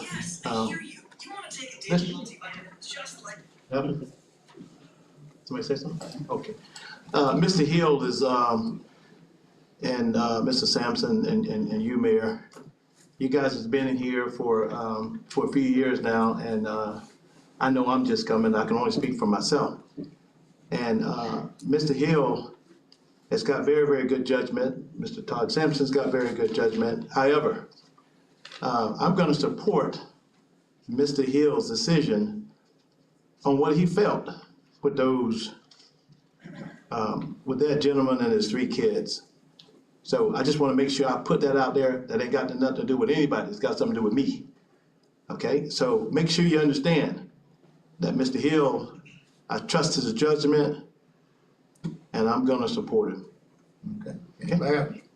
Mr. Mayor, I'd request to make sure we clarify specifically what Mr. Sampson wanted. So the motion on the table would be to accept the lease with a modification that would be an initial 20-year term with 2 5-year extensions that HACO could request. And specifically, what was your language, Mr. Sampson? Just that they're willing to entertain crossing the property if we lease that property beside The them. 100+ acres that's adjacent to it. You asking that to be somehow negotiated into the final version? That's what I want clarification. I don't know that it needs to be in the lease. I think if they would just commit to working with that, that would be fine. HACO is. Okay, no comments from the audience. Yeah, I think that's fine. Okay, I just, What about the $2 million, I want to say the 200 is in there, isn't it, Ms. Ellison? $200 $2 million policy, I think that covers your airplanes, not liability. Liability is either 500,000 or $1 million, depending on the type, but I think the 200 million covers the aircraft. It should be, is it Article 15? Let me look. 15 or 16.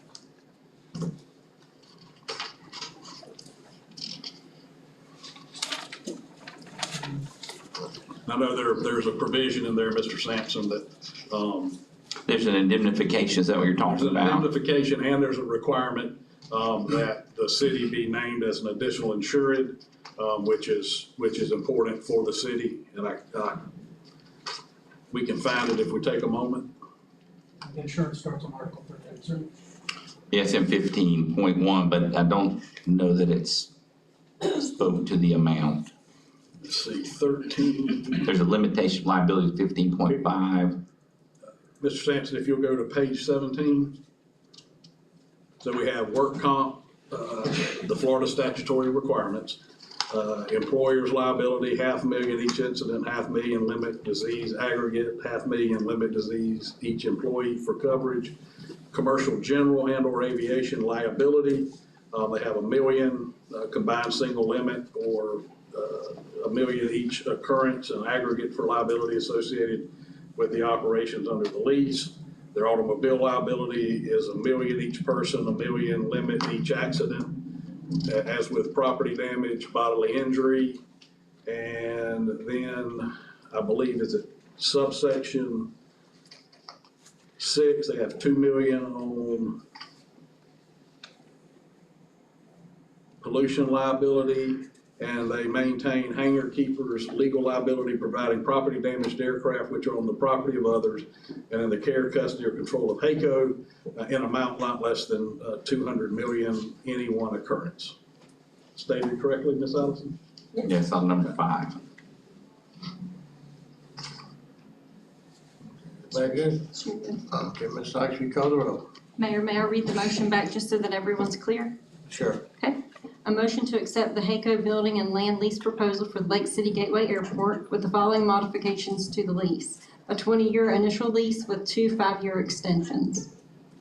And I have Mr. Hill made the motion and Ms. Young seconded it. Is that Yes. correct, Mr. Hill? Yes. Ms. Young? Okay. All right, Mr. Hill? Yes. Ms. Young? Yes. Mr. Sampson? No. Mr. Jernigan? Yes. Mayor Witt? Yes. Okay. Mr. Mayor, before we leave this, one thing I would like to ask to be added to the next agenda is the Aviation Academy, so we can get rolling on that. Okay. Okay, number 9 is discussion on possible action, Richardson Community Center, City Manager Paul Dow, City Attorney Todd Kent. Want me to start? Yes. He's over there nodding without nodding. Just a little update. At the last meeting, the city took no action on the county's request to obtain a deed to the Richardson Community Center. I think it was 2 days later, the county voted to rescind the interlocal agreement attached to City Council Resolution 2022-018. I would note that the interlocal agreement has no rescission provision, but does have language that it automatically terminates upon recording of the deeds from the city to the county. The county has proposed a mutual release wherein essentially we release each other from any obligations under the interlocal agreement. That one has not been fully vetted by myself and co-counsel. I would point out that the CDBG grant, if the city maintained the property, would require the city to continue to operate the Richardson Community Center as a community center for 5 years after the completion of all rehabilitation activities. At the last council meeting, both the mayor and I wanted something in writing confirming that the Department of Economic Opportunity would allow us to deed the property to the county during the grant process. And a couple of days later, and you have it in your packet, Mr. Kraus from the county received an email that I have reviewed from Graham Markarian of the Florida Department of Economic Opportunity. And essentially, he has indicated that the city could deed the center to the county, provided that the city be ultimately responsible for the project being carried out successfully, i.e. the grant process, and in accordance with the terms and conditions of the sub-grant agreement and all applicable state and federal requirements.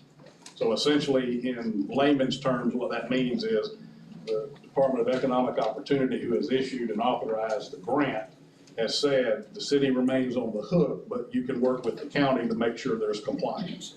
It's just on us to make sure there is the compliance. They've indicated confidence with the relationship as it has been in the past, and that the county obviously would have to maintain it for the 5 years pursuant to the grant agreement. And it's dated the next day after our meeting. Sir? But isn't it dated the day after our meeting? It is dated January 4th. We met on the 3rd and they met it on the 5th. Correct. So if the county had not rescinded the agreement, whether they would unrescind it or not, I don't know, I'm not the county, haven't had any discussions with the county. But if they had not rescinded it, this council would be in a position of having to decide whether the requirements that DEO has now promulgated would be sufficient to deed the Richardson Center to the county. Because the interlocal agreement, the resolution indicates the city and county desire to formalize their agreement that upon closeout of the CDBG or any other circumstance relieving the city of its obligation to own the property, the city will donate and convey the Richardson Community Center property to the county. The interlocal agreement attached indicates the same thing. The parties wish to formalize their agreement that upon the close out of the CDBG or any circumstance or any other circumstance relieving the city of its obligation to hold title of the property, the city will donate the same to the county. So the grant provider has now in writing indicated that the county can own the property and we can go forward with the implementation and completion of the grant. Mr. Mayor, so a couple of concerns as far as it comes to budget over that 5 years. If we look at the county's budget, just taken from their 2023 budget online, they're spending right at $624,000 a year in budget. In addition, they're spending last several years, right? This year's $451 they're projecting to spend on capital X improvements. They did CapEx of $453 in 2022. So you're looking at basically between their budget and their normal CapEx of being right at $1 million a year. So for 5 years, we'd be committing to $5 million. Now, the other thing, looking at this agreement and this rescission, what DEO says here specifically is that DEO does not have any concerns related to the project being deeded to the county. That's pretty clear. To me, I don't know why we wouldn't go ahead and deed it to the county with that being the case. The county has the funds to do it. Also in their budget, I did call and ask this of their finance department. That budget does not include mowing and IT services. So there's other expenses on top of that. The city does not have the funds to go into that and maintain it for the 5 years. And another issue that I have concerns about with this popping up that quickly is we don't even have a department for that right now. We don't have a recreation department. So are we gonna get back in it? I think we need to look at the budgetary effects of it and all I asked for at the last meeting was something in writing. And I don't know why on Thursday they had to move that fast. Well, my take on this is, again, the city has never had any interest on defaulting on their interlocal agreement. And if we accept what they have thrown to us, the community and the kids is gonna suffer. So the correct thing to do is, like I say, I don't agree with the way they're doing this, on how they're gonna get the gym, because it's wrong. But for the betterment of the community and the kids, is for the city to go ahead and sign this sign the deed over to Mr. Mayor, you got comments on the floor. I didn't get to that. Yeah. Mr. Johnny, if you want to. Yes, I want, go ahead, Mr. Baylor, please. Well, Mr. Hill, you say the community and the children are gonna suffer. I need you to expound on that some. Well, the city at this point right now can't afford to run Richardson. Not like the county, but have you gone in and talked to the city manager? Yes, I have. And so we're talking to him, you come to the resolution that. The city can't afford it. Okay. And Mr. Dowd, would you care to? Yes, sir. Basically what I've relayed to you and Ms. Chavella and Mr. Jernigan, those that have asked, is the city will do whatever the council directs them to do. Right now, we do not have anything budgeted for recreation. We're not in the recreation business. The only way, like I relayed to you all, if this is the direction that we do get back into it, it's going to be something that's gonna have to be budgeted. We will have to find the additional funding. It will either have to be pulled from other programs or other avenues to be able to make up the amount to be able to fund Richardson. It's something that needs to be continued. So however it comes up, will it be a hardship on the city?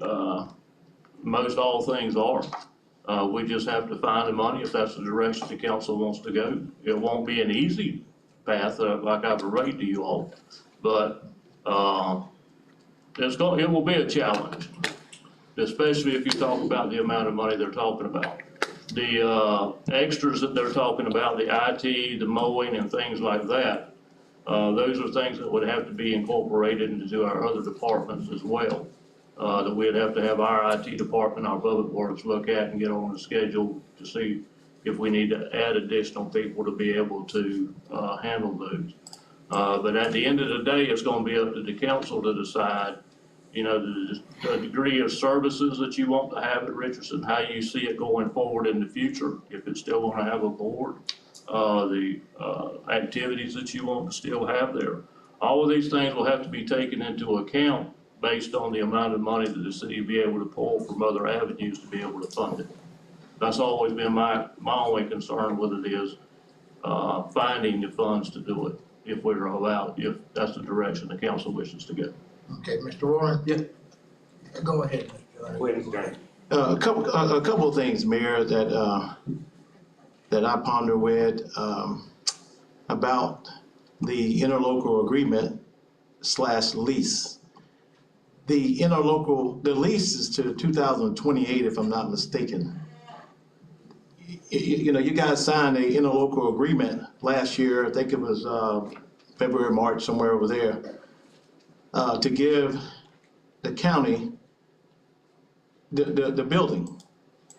I don't understand how we got from shaking their hands and say, hey, this is yours, to the county turning it back over to the city because of personal reasons, personal gains, personal whatever, and not looking at the big picture.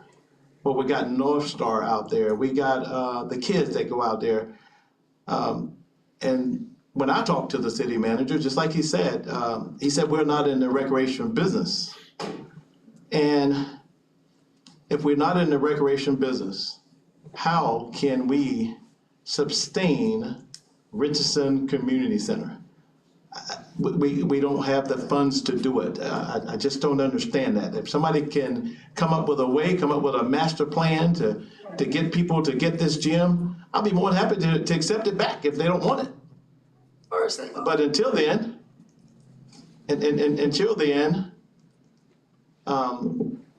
my feelings will not change. We had an interlocal agreement, we shook on it, and I think that we need to honor that request. Okay, Mr. Warren. Mr. Mayor, thank you, Sylvester Warren. First of all, to answer shaking on the hand deal, we didn't reject the handshake deal, they rejected the handshake deal. And I reject any council member speaking in anybody else's district. Last I checked, Richardson sat in Ms. Young's district. And so if anybody meant well, they would hear what Ms. Young's leadership will have to say about what's in her district and support what she wants in her district, just as well as any other council member will want Ms. Young to support what they want to do in their district. And as far as the master plan, if you take the money in the budget, now let's go ahead and do a little educational thing real quick for everybody that want to know so much about the budget. Why y'all letting the $60,000 to $70,000 sit in the budget where you can go get a grant writer, and you got one named Shannon Williams who look like you, is ready to be contracted so you can write grants.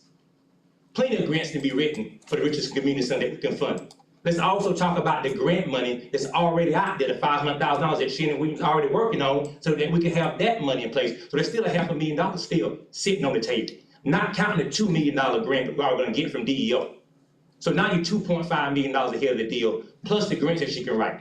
Don't forget, you got rid of your girls' clubs and boys' club while you were sitting here campaigning. That was going on as well at one point. And guess what happened? What are you doing with that staff? So to say that we're not in the recreation business doesn't mean we weren't in the recreation business. And where's that recreation staff? Our recreation staff is still on our payroll. It's a matter of moving some personnel around. And as a matter of fact, let's have an honest conversation. I'm 42 years old. Who's the father and the founder of recreation? The city. The county was given recreation by the city. The highlights and the best moments of recreation in this town that I ever seen in my lifetime was under the leadership of the city.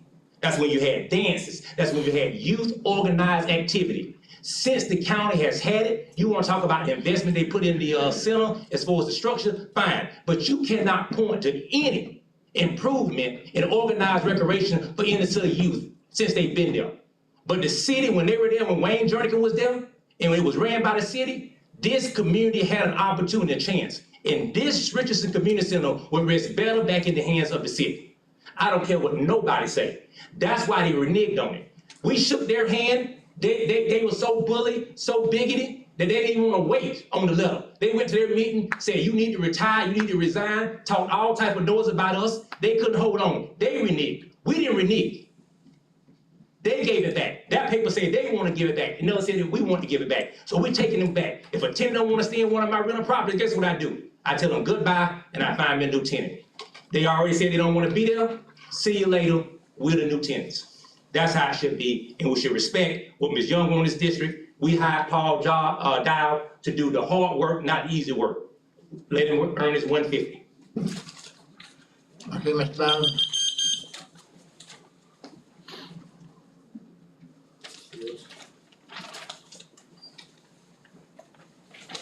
Mr. Mayor, Glenn Bowden, I think there's some history here that I attend most of the county commission meetings, but not in person. I watch it online, on YouTube. The county has been trying to get out of the recreation business as it relates to Richardson Recreation Center over the years. This is nothing new. And the idea that we can't find how to do it, go out to Richardson now. I drive by it every day. There's no serious recreation activity taking place under the county and watch out there for youth. Adults going out there playing pickleball, they play cornhole out there, got a high school practice basketball in the afternoon. But what structured program exists for the county now for the inner city youth at Richardson Community Center? The county don't care nothing about the historical significance of it, and they keep referring to it as a community center. I'm of the opinion that once the city get it back, and I pray that you do get it back, it becomes a Richardson Recreation Center that offer community activity. And see, that's where the problem comes in. That's why the staff not out there now, because the county staff actually doing recreation business, and we're doing the board business. So you got one person out there now. It may be $600,000, but I doubt it. We got employees that ride around with trucks. I am not talking about them, but if I am, I am. It is what it is. They ride around the truck with lawnmowers, $1,000 lawnmowers on the back of the truck. I'm almost certain they can cut their grass until they schedule without creating a big problem. You know, so the numbers may look challenging, but the county really does not have the inner city residents in their heart. The county, the chairman of the board said that. He said, I don't think the city never intended on giving it to the county. How do you know that? How do you know that? He's not a mind reader. Had he talked to somebody up there? No, that is biased. Once the city council changed, it'll be a majority black, the whole attitude changed. True. That's what happened. I go to the meeting. I know they don't care nothing about the recreation activities for the inner city youth. They care about South Side. That's what they care about. And for them to bully us, say, okay, y'all, like, on the basketball court, you lose the game, you get mad, take your ball, you go home. That's what the county trying to do, but in this case, that's not their ball. The ball belongs to the people of the city of Lake City. And not a single member of the Board of County Commission live inside the city. And I'm of the opinion that they don't care anything about the residents in the city of Lake City. They talk about this council like a dog. I've been over where they do everything but call you incompetent, you know. And so that's their feeling. They think they can do it better than us. That's not true. They don't do it to be any better than you can. And they certainly don't do it in a way that causes me to believe that they're going to keep the historical and the importance of it to the inner city. I don't think they care anything about the historical site there. So I encourage you to accept it and say thank you very much and for doing it. Okay, Ms. George. You know, this community center, I must say this. The county, Mr. Jernigan said that the county, he think the children will suffer. I think they're suffering now under the county. The county was closed in Richardson Community Center at 5:30. They was open all day. When the kids in school, they get off the bus, 5 o'clock, 4:30, 5 o'clock, the gym closing until some citizens, you know, made a fuss and said, hey, if it's for the kids, why is it closed? The kids suffering anyway. Now everybody getting pushed out. You had cornhole, you had basketball, you had pickleball. It's nothing. When I was there, you had baseball, softball, baseball, we had that diamond. You had basketball, we had 4-H there, we had a lot of stuff going on, and the city had this. I know half of the people that I know, they didn't have to go to my school or in my class because we was at the gym. And let me tell you something, it's harder to kill somebody and shoot somebody when you playing basketball with them every day. But these kids don't know each other because they ain't got nowhere to even know you. If you don't live by me, and kids don't live in the neighborhood anymore because their parents are moving into other neighborhoods. So the only place they can go is to the gym. But if they can't go to the gym, everybody is stranger. So it's easy for me to hurt you, fight you, kill you, because I'm not friends with you. Most of the time, you may be glad I'm friends with your brother, so I ain't gonna do nothing to you. But I don't know none of y'all anymore. We're strangers. But when you take away a community center, you're hurting the youth. The county has not done anything to help this community center. And like Sylvester said, we already have the staff. We got the Girls Club staff. And just because it's not in the budget does not mean we can't afford it. It may not be in the budget when you go in Walmart, you say I'm gonna spend $100, you end up spending $300 out of Walmart. Not because you can't afford it, it wasn't in your budget. Every time you go in there, you put something in that budget you weren't supposed to, or you wasn't gonna plan on it, but you do it. And you ain't going in the poorhouse. We have to find a way to save the youth. But saying, okay, give it to the county, and the county just bullying. So guess what? If you don't sign it, we're gonna give it back. Why are we in such a rush? If we had to 2028, why we can't wait to 2028? Why is it dire now? It's a shame. It's not much, like I said, it's not much going on. Half of y'all grew up in the gym. Miss Shavela worked at the gym. You know the relationships we built at the gym. You don't see none of that going on right now. You don't see none of that. None of it. Even with Girls Club, when we had the Girls Club, my niece, we took her, hey, you need to go to Girls Club. She met so many people at Girls Club, but the county is not doing that. And just like Southside, somebody mentioned Southside, you can't go in Southside. Southside locked down. I go over there and walk and run. You can't go in the fields. You can't go do nothing. And that's what I'm afraid is gonna happen to Richardson Community Center. It's gonna be on lockdown. And just like the bathrooms, on lockdown. We have kids in the neighborhood, they have to go to Young's Park to play basketball. The county say they're gonna put lights up, they ain't put lights up, they ain't pave it until somebody made a fuss and do everything. They're really not doing anything until we go crying. Thank you. All right, that's all I had, so what's the pleasure of council? I have something, and I apologize for my voice. I had too much fun yesterday in the parade. So, I've spoke to quite a few people who hold great value with Richardson Community Center. There's a lot of people in the city, in the county, and their question is, what's gonna happen to Richards? I'll tell you today, first of all, we didn't take it. They threw it to us. They slapped us in the face with it. I'm a fighter. If it doesn't make sense, I'll make it make sense.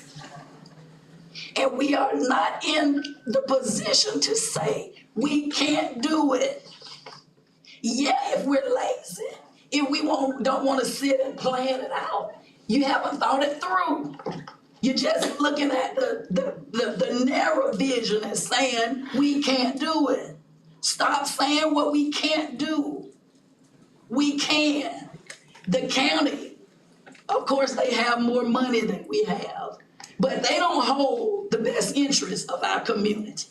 If they did, they wouldn't have left that meeting, our last meeting, without giving us a little time to consider. It's either we want it and we want it now. That doesn't sound right. It throws red flags. Are they considering the community, or do they have a special agenda? Anyone who was here or listened, you will know there's a special agenda, and it's not mine and your best interest, community. It's not. We have enough going on with our young people now, out of control, because we don't have activities for them. We don't have places for them to go. Hey, this is all we got. This is all we got.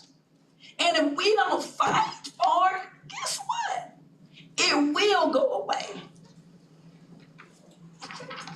I wasn't raised here.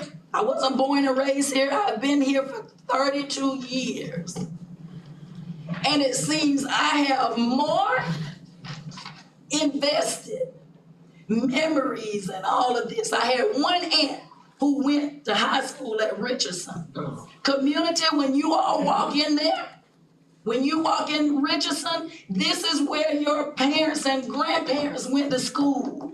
This is where they taught school. You should place a lot of value there. We want our children to share in this. We have to make it make sense. We can. Thank you. Okay, we completed public comments, but I got a late one from Ben Gibbon. Can I, Ben Gibbons, come on. I'll wait till If you could be very brief, because we've already kind of been through this. Good afternoon.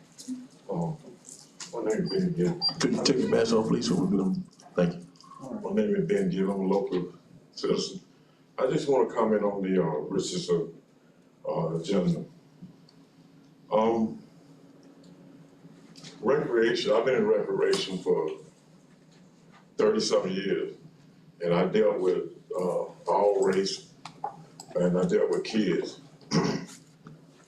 From my understanding, what's going on in this city, crime-wise, our local law enforcement office probably overworked from all the crime going on for these youth.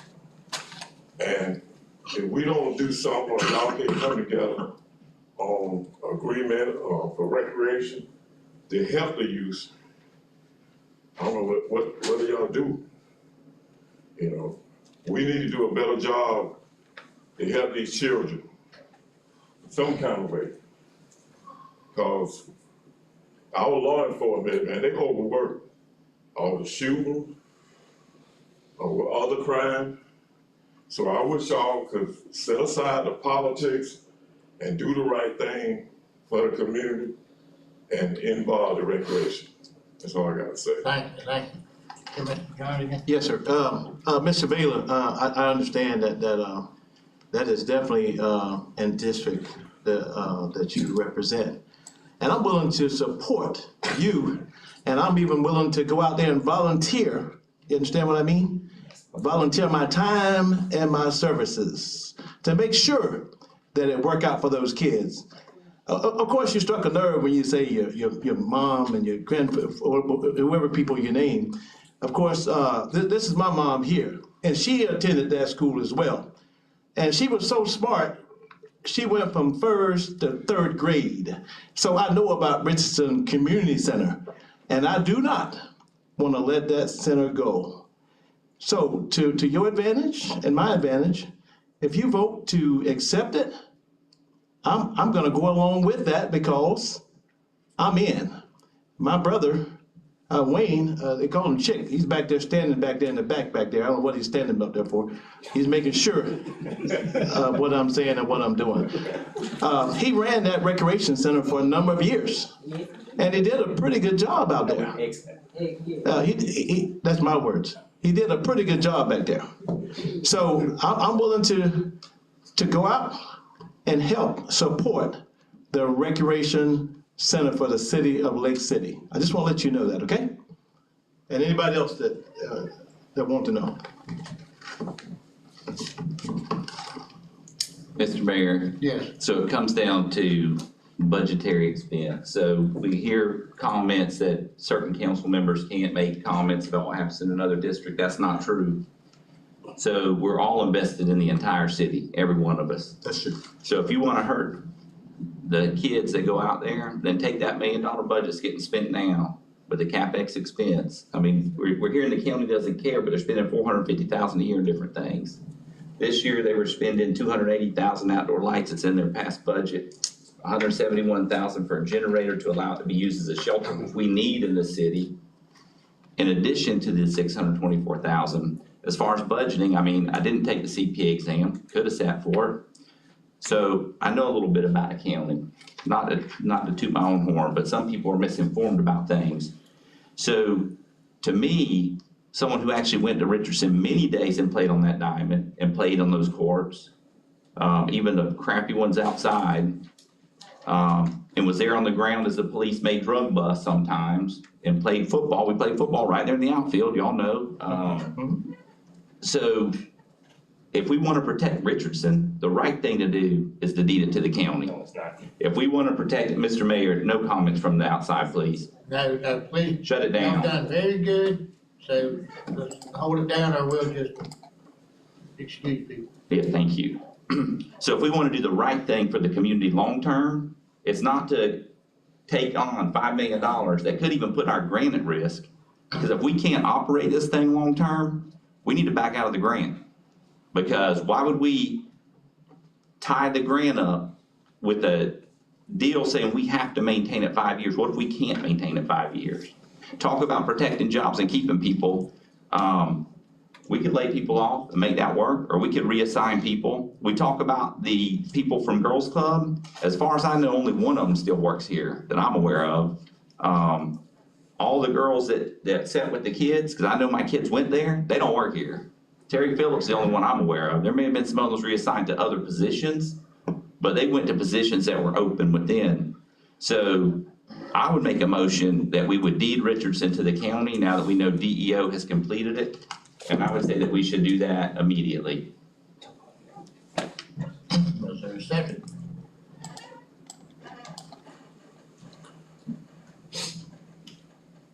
Well, again, I don't like the way this is playing out, because I don't care how you slice it, the community is being held hostage. And I don't agree with some things that's trying to be put in place with who's gonna run the gym. I don't agree with that. I don't wanna call any names, but I just can't support giving the city taking this back, which it never gave it away, but I just can't support the city taking on Richardson Community Center. If the council wants to consider Richardson, then I think it would be wrong to just vote to do it without having any plan. I would like staff to look at what they think it would cost to staff it and to operate it, and come back to us and say, hey, you know, here's what you're voting on. Like we've said many a time, yeah, we need the information, and right now, I don't have the information of what it would involve, how many employees it would take, what it would involve. So I think it would be wrong to just vote to take it back. Now, if everybody's not ready to pass it back to the county, they may not even accept it. I don't know, but I think tonight's just premature to do. I think, Mr. Mayor, they gave us a 90-day notice. If we complete the interlocal before the notice, it's completed. No one signed anything saying it's gonna come back. They asked us to accept it and in the interlocal. And so I think we got a few weeks. And when you look at the county budget, they're paying $225,000 for utilities. Well, that's a hard cost. That's not gonna go down. That's gonna go up. Right, but I'd like to see those numbers and so. Well, Mr. Mayor, you got a motion. There's a motion. Do we have a second? second? I don't know if should we have haven't a heard of a second. formal second. but We should do have a a second motion. before they discuss it, right? Yes. Yeah, Okay. so we should have Is had there a a second. second? Okay, there's not a second.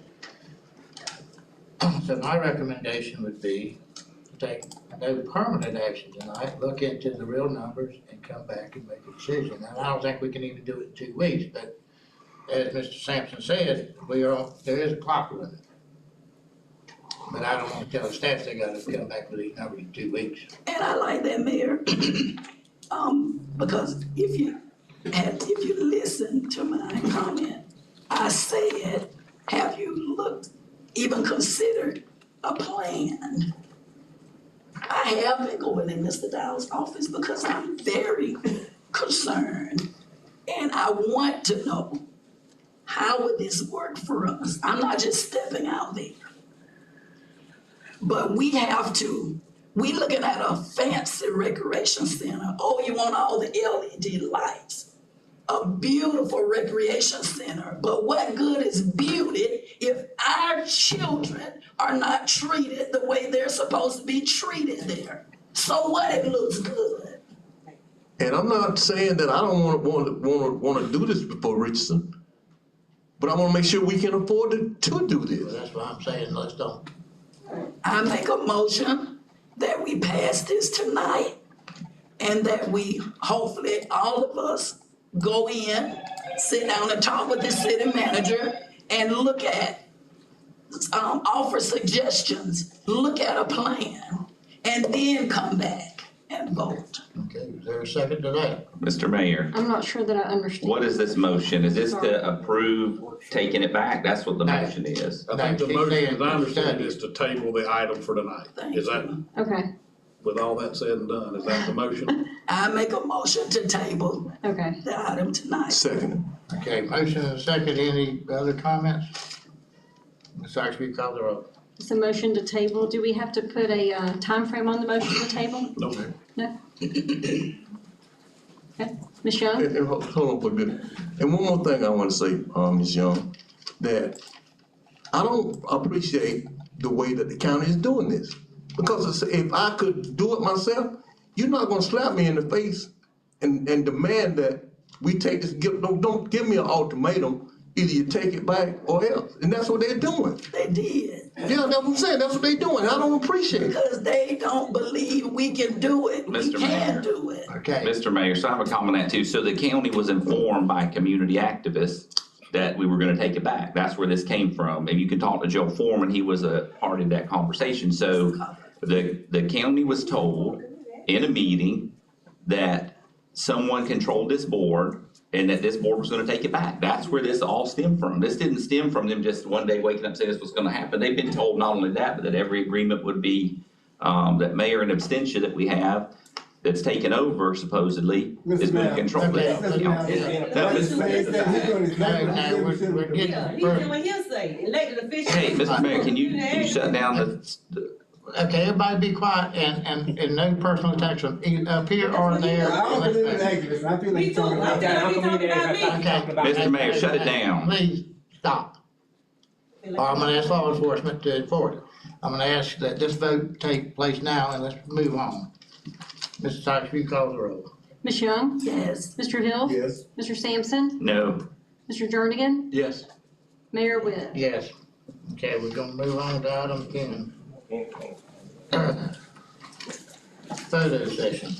Get along with that. Oh, I think that's me. Yeah. We have a conflict for the 6th. We originally had the photo session scheduled for February the 6th. We have 2 people that will not be available for that evening. I know Mr. Hill will be traveling, and I do believe that Mr. Kennan will be out of town. So can we postpone that to the 20th? Will everybody be able to be here on the I 20th got a problem with that. at, say, 5 p.m.-ish? Okay, Ms. Young, do you, 5 p.m.? Oh, Mr. Sampson? all right. Next is new business ordinance, city council ordinance 2023-2238 on first reading. Mr. Cannon, would you read that by title? Ordinance 2023-2238. An ordinance of the city of Lake City, Florida, amending the future land use plan map of the city of Lake City comprehensive plan as amended, relating to an amendment of 50 or less acres of land pursuant to an application CPA 2208 by the property owner of said acreage under the amendment procedures established in sections 163.3161 through 163.3248 Florida statutes as amended, providing for changing the future land use classification from residential low density, parentheses, less than or equal to 2 dwelling units per acre, close parentheses, to commercial of certain lands within the corporate limits of the city of Lake City, Florida, providing severability, repealing all ordinances in conflict, and providing an effective date. Okay, we have adoption of city council ordinance 2023-2238 on first reading. Mr. Mayor, I make the motion to approve resolution 2023-2238. I'm sorry, resolution, that's ordinance, I'm sorry. Is there a second? A second. And a motion and a second, any discussion? Ms. Sykes, will you call the roll, please? Mr. Hill? Yes. Mr. Jernigan? Yes. Mr. Sampson? Yes. Ms. Young? Mayor Witt? Yes. Next is item 12, city council ordinance 2023-2241 on first reading. Mr. Kennon, would you read that by title? Ordinance number 2023-2241, an ordinance of the City of Lake City, Florida, amending the official zoning atlas of the City of Lake City, land development regulations as amended, relating to the rezoning of less than 10 contiguous acres of land pursuant to an application Z-2208 by the property owner of said acreage, providing for rezoning from county residential single family 2, RSF 2, to city commercial intensive CI of certain lands within the corporate limits of the City of Lake City, Florida, providing severability, repealing all ordinances in conflict, and providing an effective date. Okay, we have adoption of City Council Ordinance 2023-2241, first reading. Is there a motion? Mr. Mayor, I make a motion on city ordinance number 2023-2241 on its first reading.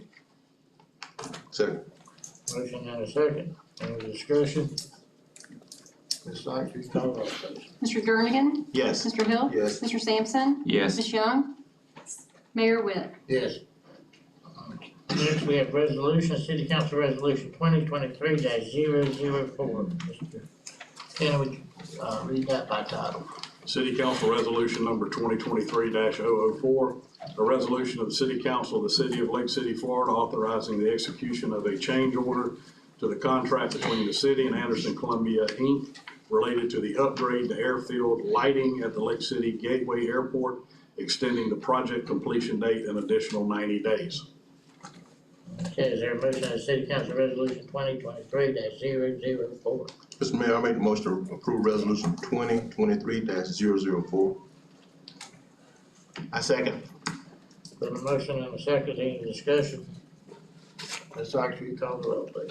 Mayor, I just want to say that if Ms. Young votes no, I will let you guys know. I know no one in the audience can hear her because of her voice, so Right. if she says no, I will let you guys know. Okay. Mr. Hill? Yes. Mr. Jernigan? Yes. Mr. Sampson? Yes. Ms. Young? Mayor Witt? Yes. Okay, item 14 is City Council Resolution 2023-005.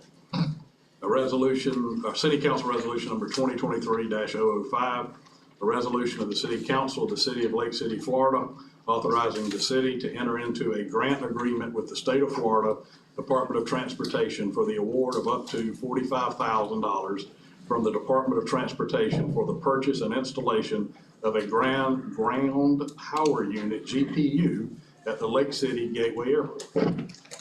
Is there a motion on City Council Resolution 2023-005? Mr. Mayor, I make the motion for resolution 2023-005. I second. Got a motion and a second, any discussion?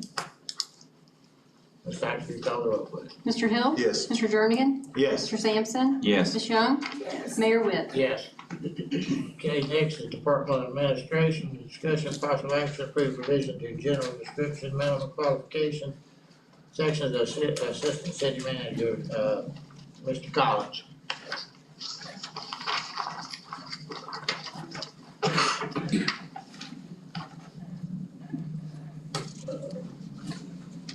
Thank you, Mayor. I'm hoping that everyone has gotten an updated version of the job description. Any questions?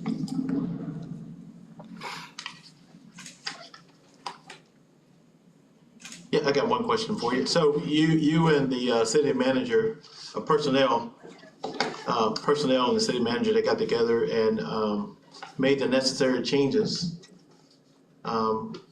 for us to hire an assistant city manager, am I correct? Necessary changes, what we did was change the qualifications to throw a broader net out to get as many applicants as we can get. There was a change in the Florida statute mid last year that allowed for the difference between formal education and experience. Okay. So we're applying that new standard at the city manager's election. So you was heavily involved in this, right? Yeah, it wasn't a big discussion, No. pretty quick. Yes, sir. Yeah. Okay, thank you. Anybody else got any questions? And just for reference, that's statute 1112.219, and it would require the council to recommend and approve the requested change because you are the head of the employee agency as that statute is written. Mr. Mayor? Yes. So it's not a required change we have to make for this position? It's not a required change. No, the statute allows for. It allows. It allows for the, inclusion of applicable experience in lieu of years of required education. So is the experience got to be documented to be applicable to the actual job? So you would have to be in management to have a year offset in management. So you can't be an employee and then offset management. You have to do a management function. Well, it doesn't go that far as to those types of definitions. It just says related work experience in lieu of post-secondary educational requirements for a position of employment if the person seeking the position of employment is otherwise qualified for such position. And if the head of an employee agency elects to substitute related work experience for post-secondary educational requirements, the employee agency must include in all advertisements for the position of employment made by the employee agency a notice that such substitution is authorized and a description of the related work experience equivalencies that may be substituted for the required post-secondary education. Mr. Mayor, I have a question of the HR director. So is it normal and standard that you would see someone that's the #2 person in a city not have a bachelor's degree? I don't know. I would think that would be an important item to know and understand. Am I correct that this position is budgeted at $120,000 a year? That's correct. So we would hire an employee proposed possibly that has no bachelor's degree, but has some kind of work experience. It needs to be verifiable and it needs to be related. So work experience, yes. Sounds kind of On broad. a year for year basis for the post-secondary education. Are we gonna make this change in other positions? Are we removing the bachelor's requirement, say for finance director, or we're removing it for other, or just this one position to fit a particular person to have that job? There's no plans that I know of to do such a thing. So we're changing this just for the person in the position so they qualify for the position. Well, That's, Mr. Sims, I have something to say about that. We have a young lady that's in procurement right now. That position calls for a bachelor's degree. I have someone near and dear to me, when that position was vacant, applied for that job with a bachelor's degree. Didn't even get an interview. But the person that's in this position now has an AA degree, and it's even not in her job description. But again, she's in that position with an AA degree, and it calls for a bachelor's degree. So I can't speak. I'm not saying that, but my point I'm trying to make is, Mr.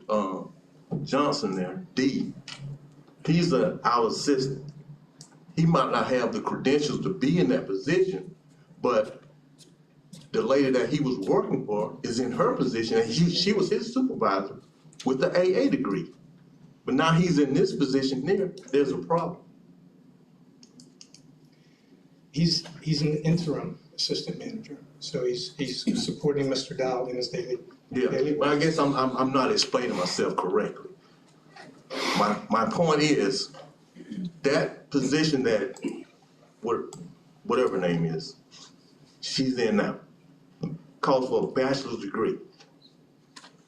But she's in that position, been there for some years now, with the AA degree. It's been no problem. Now, Mr. D is in the position he's in, it's a problem. I don't know that there's a problem. No. But as we look at job descriptions, and we discussed this to a degree last week, to look at all the job descriptions.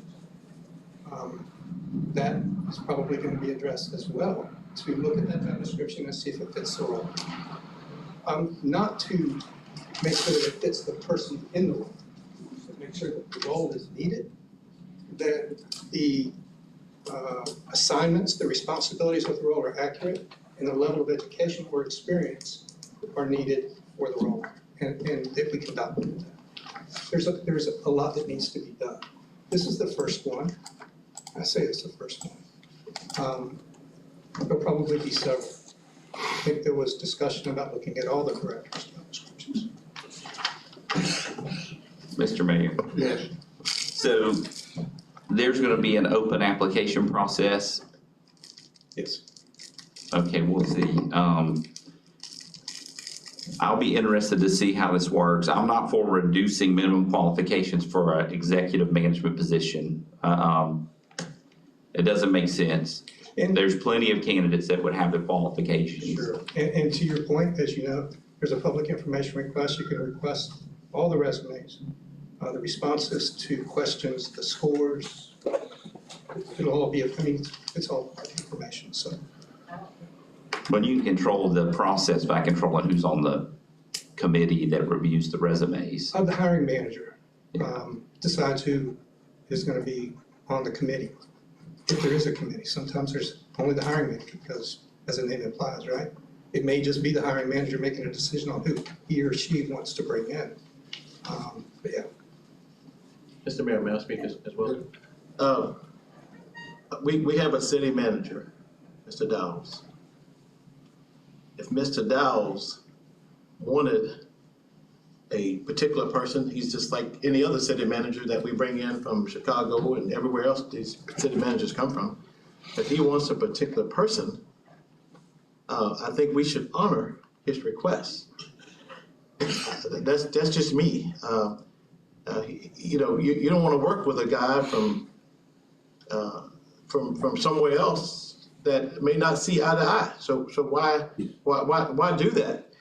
You want to get somebody that's working for you, working with you, that you can see eye to eye and make the best decision for the city.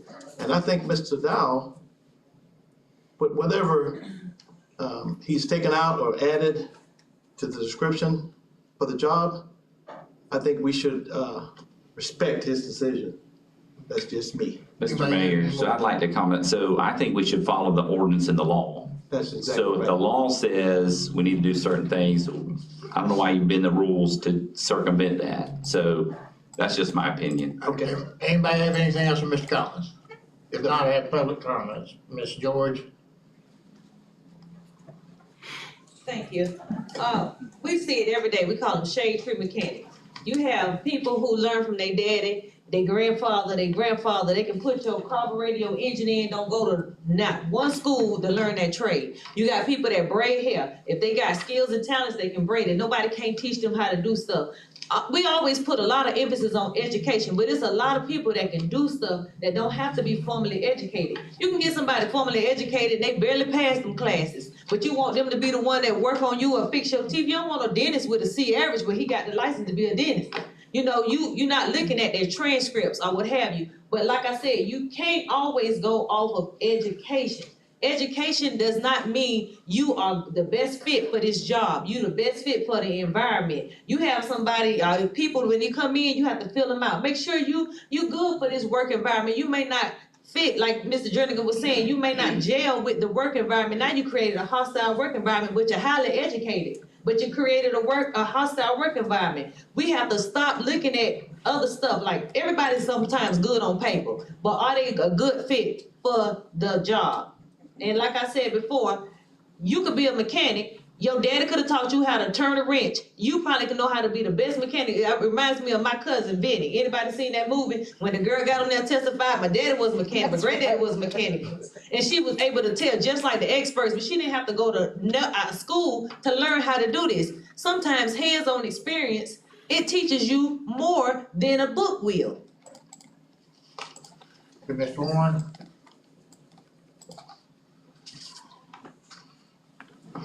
That's one.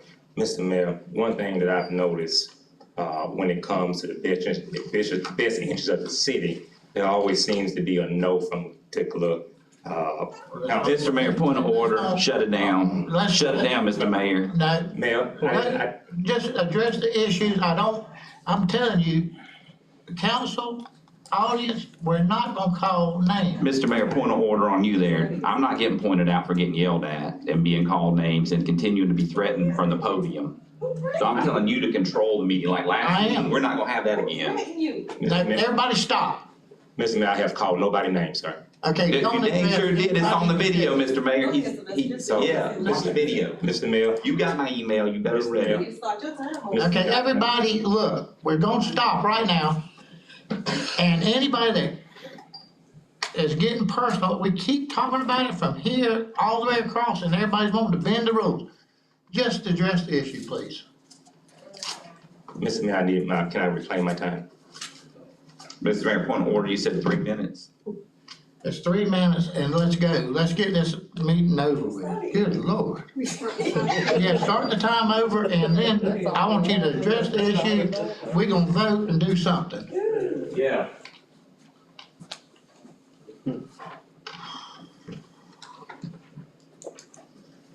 Thank you.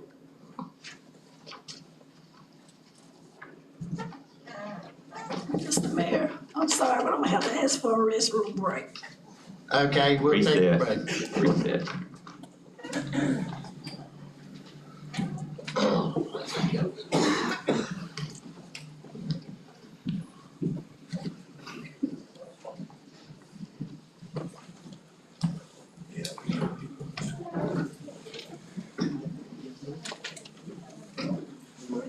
Do my best to describe baby happiness. Why you gotta call names? Why you gotta be like that? I didn't call you any names. You said the activist, who you talking about? I'm talking about the person that said it, they know who it is. Well then, so when you say. That's not a name, that's not name calling. That's not name calling. I'm not the one wearing the fake neck brace, so. That's Mr. Boy to you. That's Mr. Boy. Don't be. Hey. You ain't nothing you want to engage. You want to engage, you sat there, he was talking to me, you got on the mic talking about whatever. You shouldn't have even engaged, you should have sat there. You should have sat there and said that. You should have sat there and that's it. Resign if you don't like that.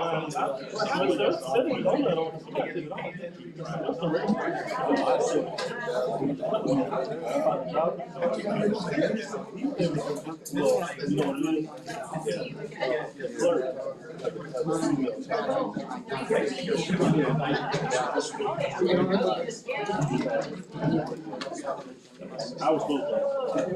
I don't want that. I don't want to be. I guess I would.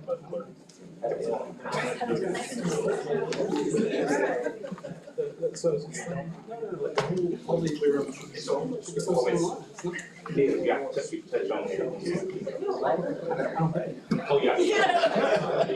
Yeah, you switch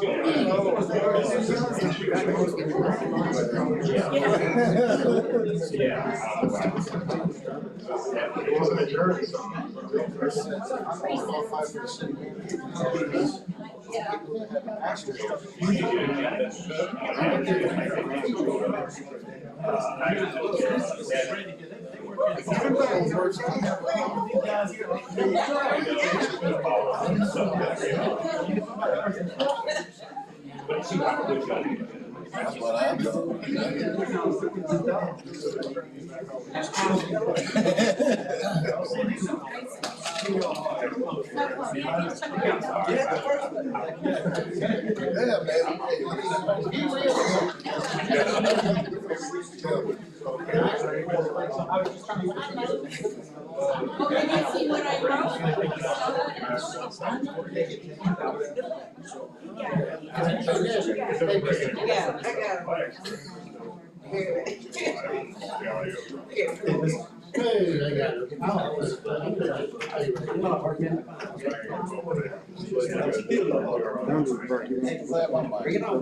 No, you guys.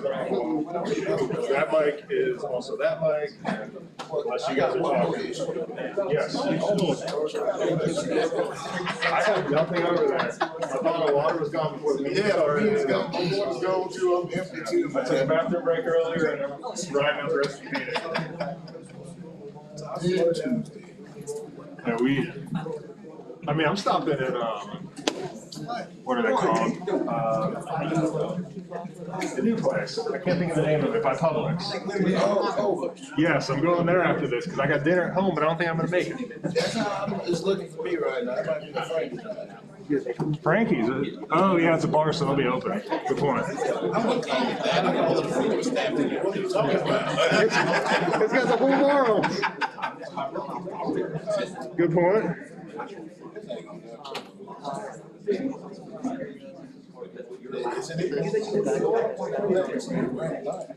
I'm not allowing it. I'm not allowing it.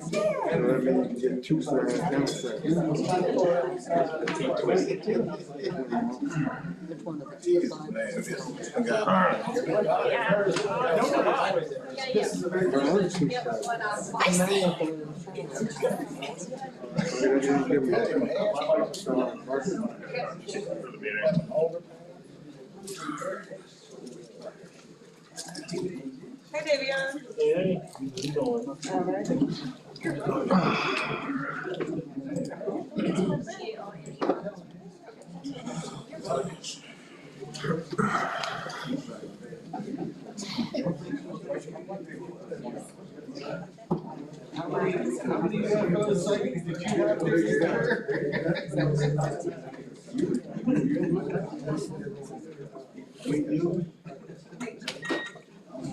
Alright, we're back in session. Second, are you ready?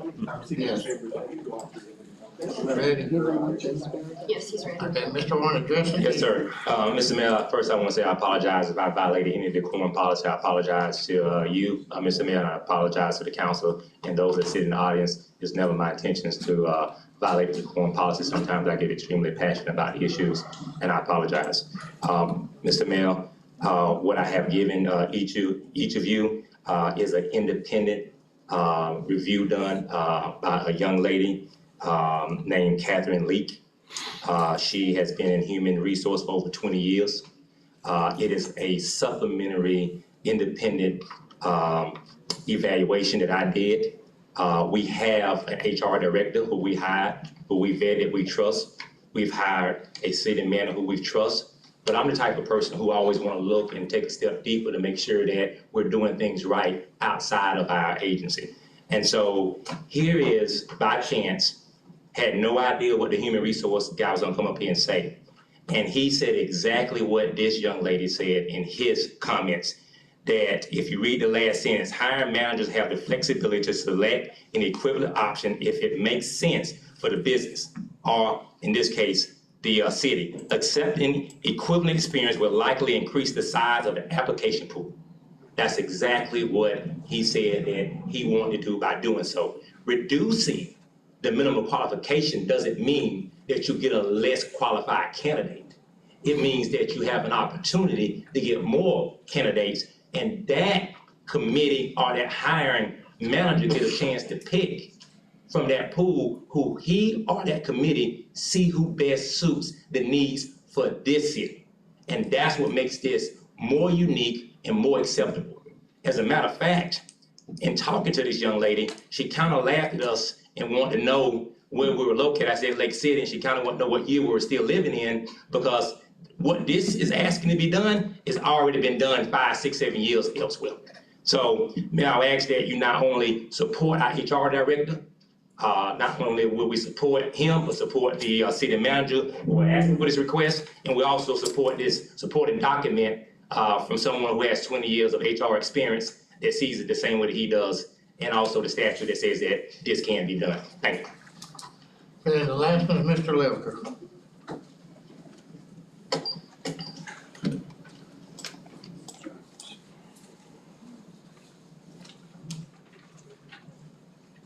Thank you very much, Lucas. Stu Logan, Columbia County Observer. I got a couple of questions about this new job description. First of all, there's no date on it. There's no date for the old one. There's no date for the new one. Is it now the policy of the city that we're just not gonna put dates on anything? You can't track it. The city gets contracts with no dates on them, no revision numbers. And now we have personnel jobs descriptions that don't have dates, that don't have revision numbers. I don't know how the city's even gonna track this. I mean, that's just not a good management process, and maybe the city manager could explain it. I sent the statute to the city this afternoon. I don't know if you had it before. Apparently you didn't, because if you did, it would have been in the backup material. The city clerk supplied backup material at the 12th hour, or the city manager, whoever provides backup material. So apparently, if Mr. Cannon had it, he would have provided it. I provided that to the city. The point is this, is that this job description, as far as requirements, does not have to be changed. There's no reason to change it. What you do is sending a message to the rest of Florida and places beyond that you're dumbing down the qualifications to apply for a job in Lake City. It can be done on a case-by-case basis. So in this case, if the city council, well, it's not even the city council. If the employment manager, that was explained before, of the city, wants to lower the qualifications, he can do that. All you have to do is advertise it. In July of this last year, 2022, the legislature passed this legislation that I sent to the city clerk this afternoon and copied Mr. Collins that explained it. All you have to do is advertise it. So you don't have to say that the assistant city manager or the finance director or anybody doesn't have to be a college graduate, will replace it if the employment director, after consulting with the city manager, decides that that's not necessary, it's not necessary. But you're sending a message to the rest of Florida that college graduation doesn't mean a damn thing. Now, I paid for my college degree. I paid for 10, 12 years after I graduated, took loans like other people do, and never complained. The other thing about this, which I don't understand, and I don't understand why you're changing it rather than not advertising it, is you're removing the jobs that the assistant city manager does. So how's anybody ever gonna know what he does? It says right here, other than the typo, the position is responsible for coordinating and supervising recreation, community planning, economic development, growth management, and the city airport. Time's up. Thank you. My question is, how's anybody gonna know what he's responsible for? So that's a question. Thank you very much, Mark. Make a motion that we approve revision to general description and minimum qualifications sections of the assistant city manager job description. Sir. Been a motion and a second, discussion by council. Ms. Sykes, you call the roll, please. Ms. Young? Yes. Mr. Hill? Yes. Mr. Sampson? No. Mr. Jernigan? Yes. Mayor Whit? Yes. Comments of council? Yes, I got comments. You said comments? Yes. Yes, Mr. Mayor, if I would. I understand you want a point of order in the meetings that we're having from the diocese as well as the audience. I'm suggesting and recommending, I've only been here for a month or so, and it's really taken a toll on this council. We can't get the things done we need to have done. In some situations, circumstances. I'm suggesting and recommending that there's no more chances, there's no more strikes. The first person that blurred out, I don't care who it is, they need to be removed. The very first person. And we can see it, we can hear it, we're gonna have to have security or law enforcement to remove that person. Okay. That's on every meeting from this point on. You give them 3 minutes, 3 minutes is it, that's it. If they blurt out rude comments to this council or to each other, they need to be removed. All right. Thank you, Mayor. Okay. Anybody else?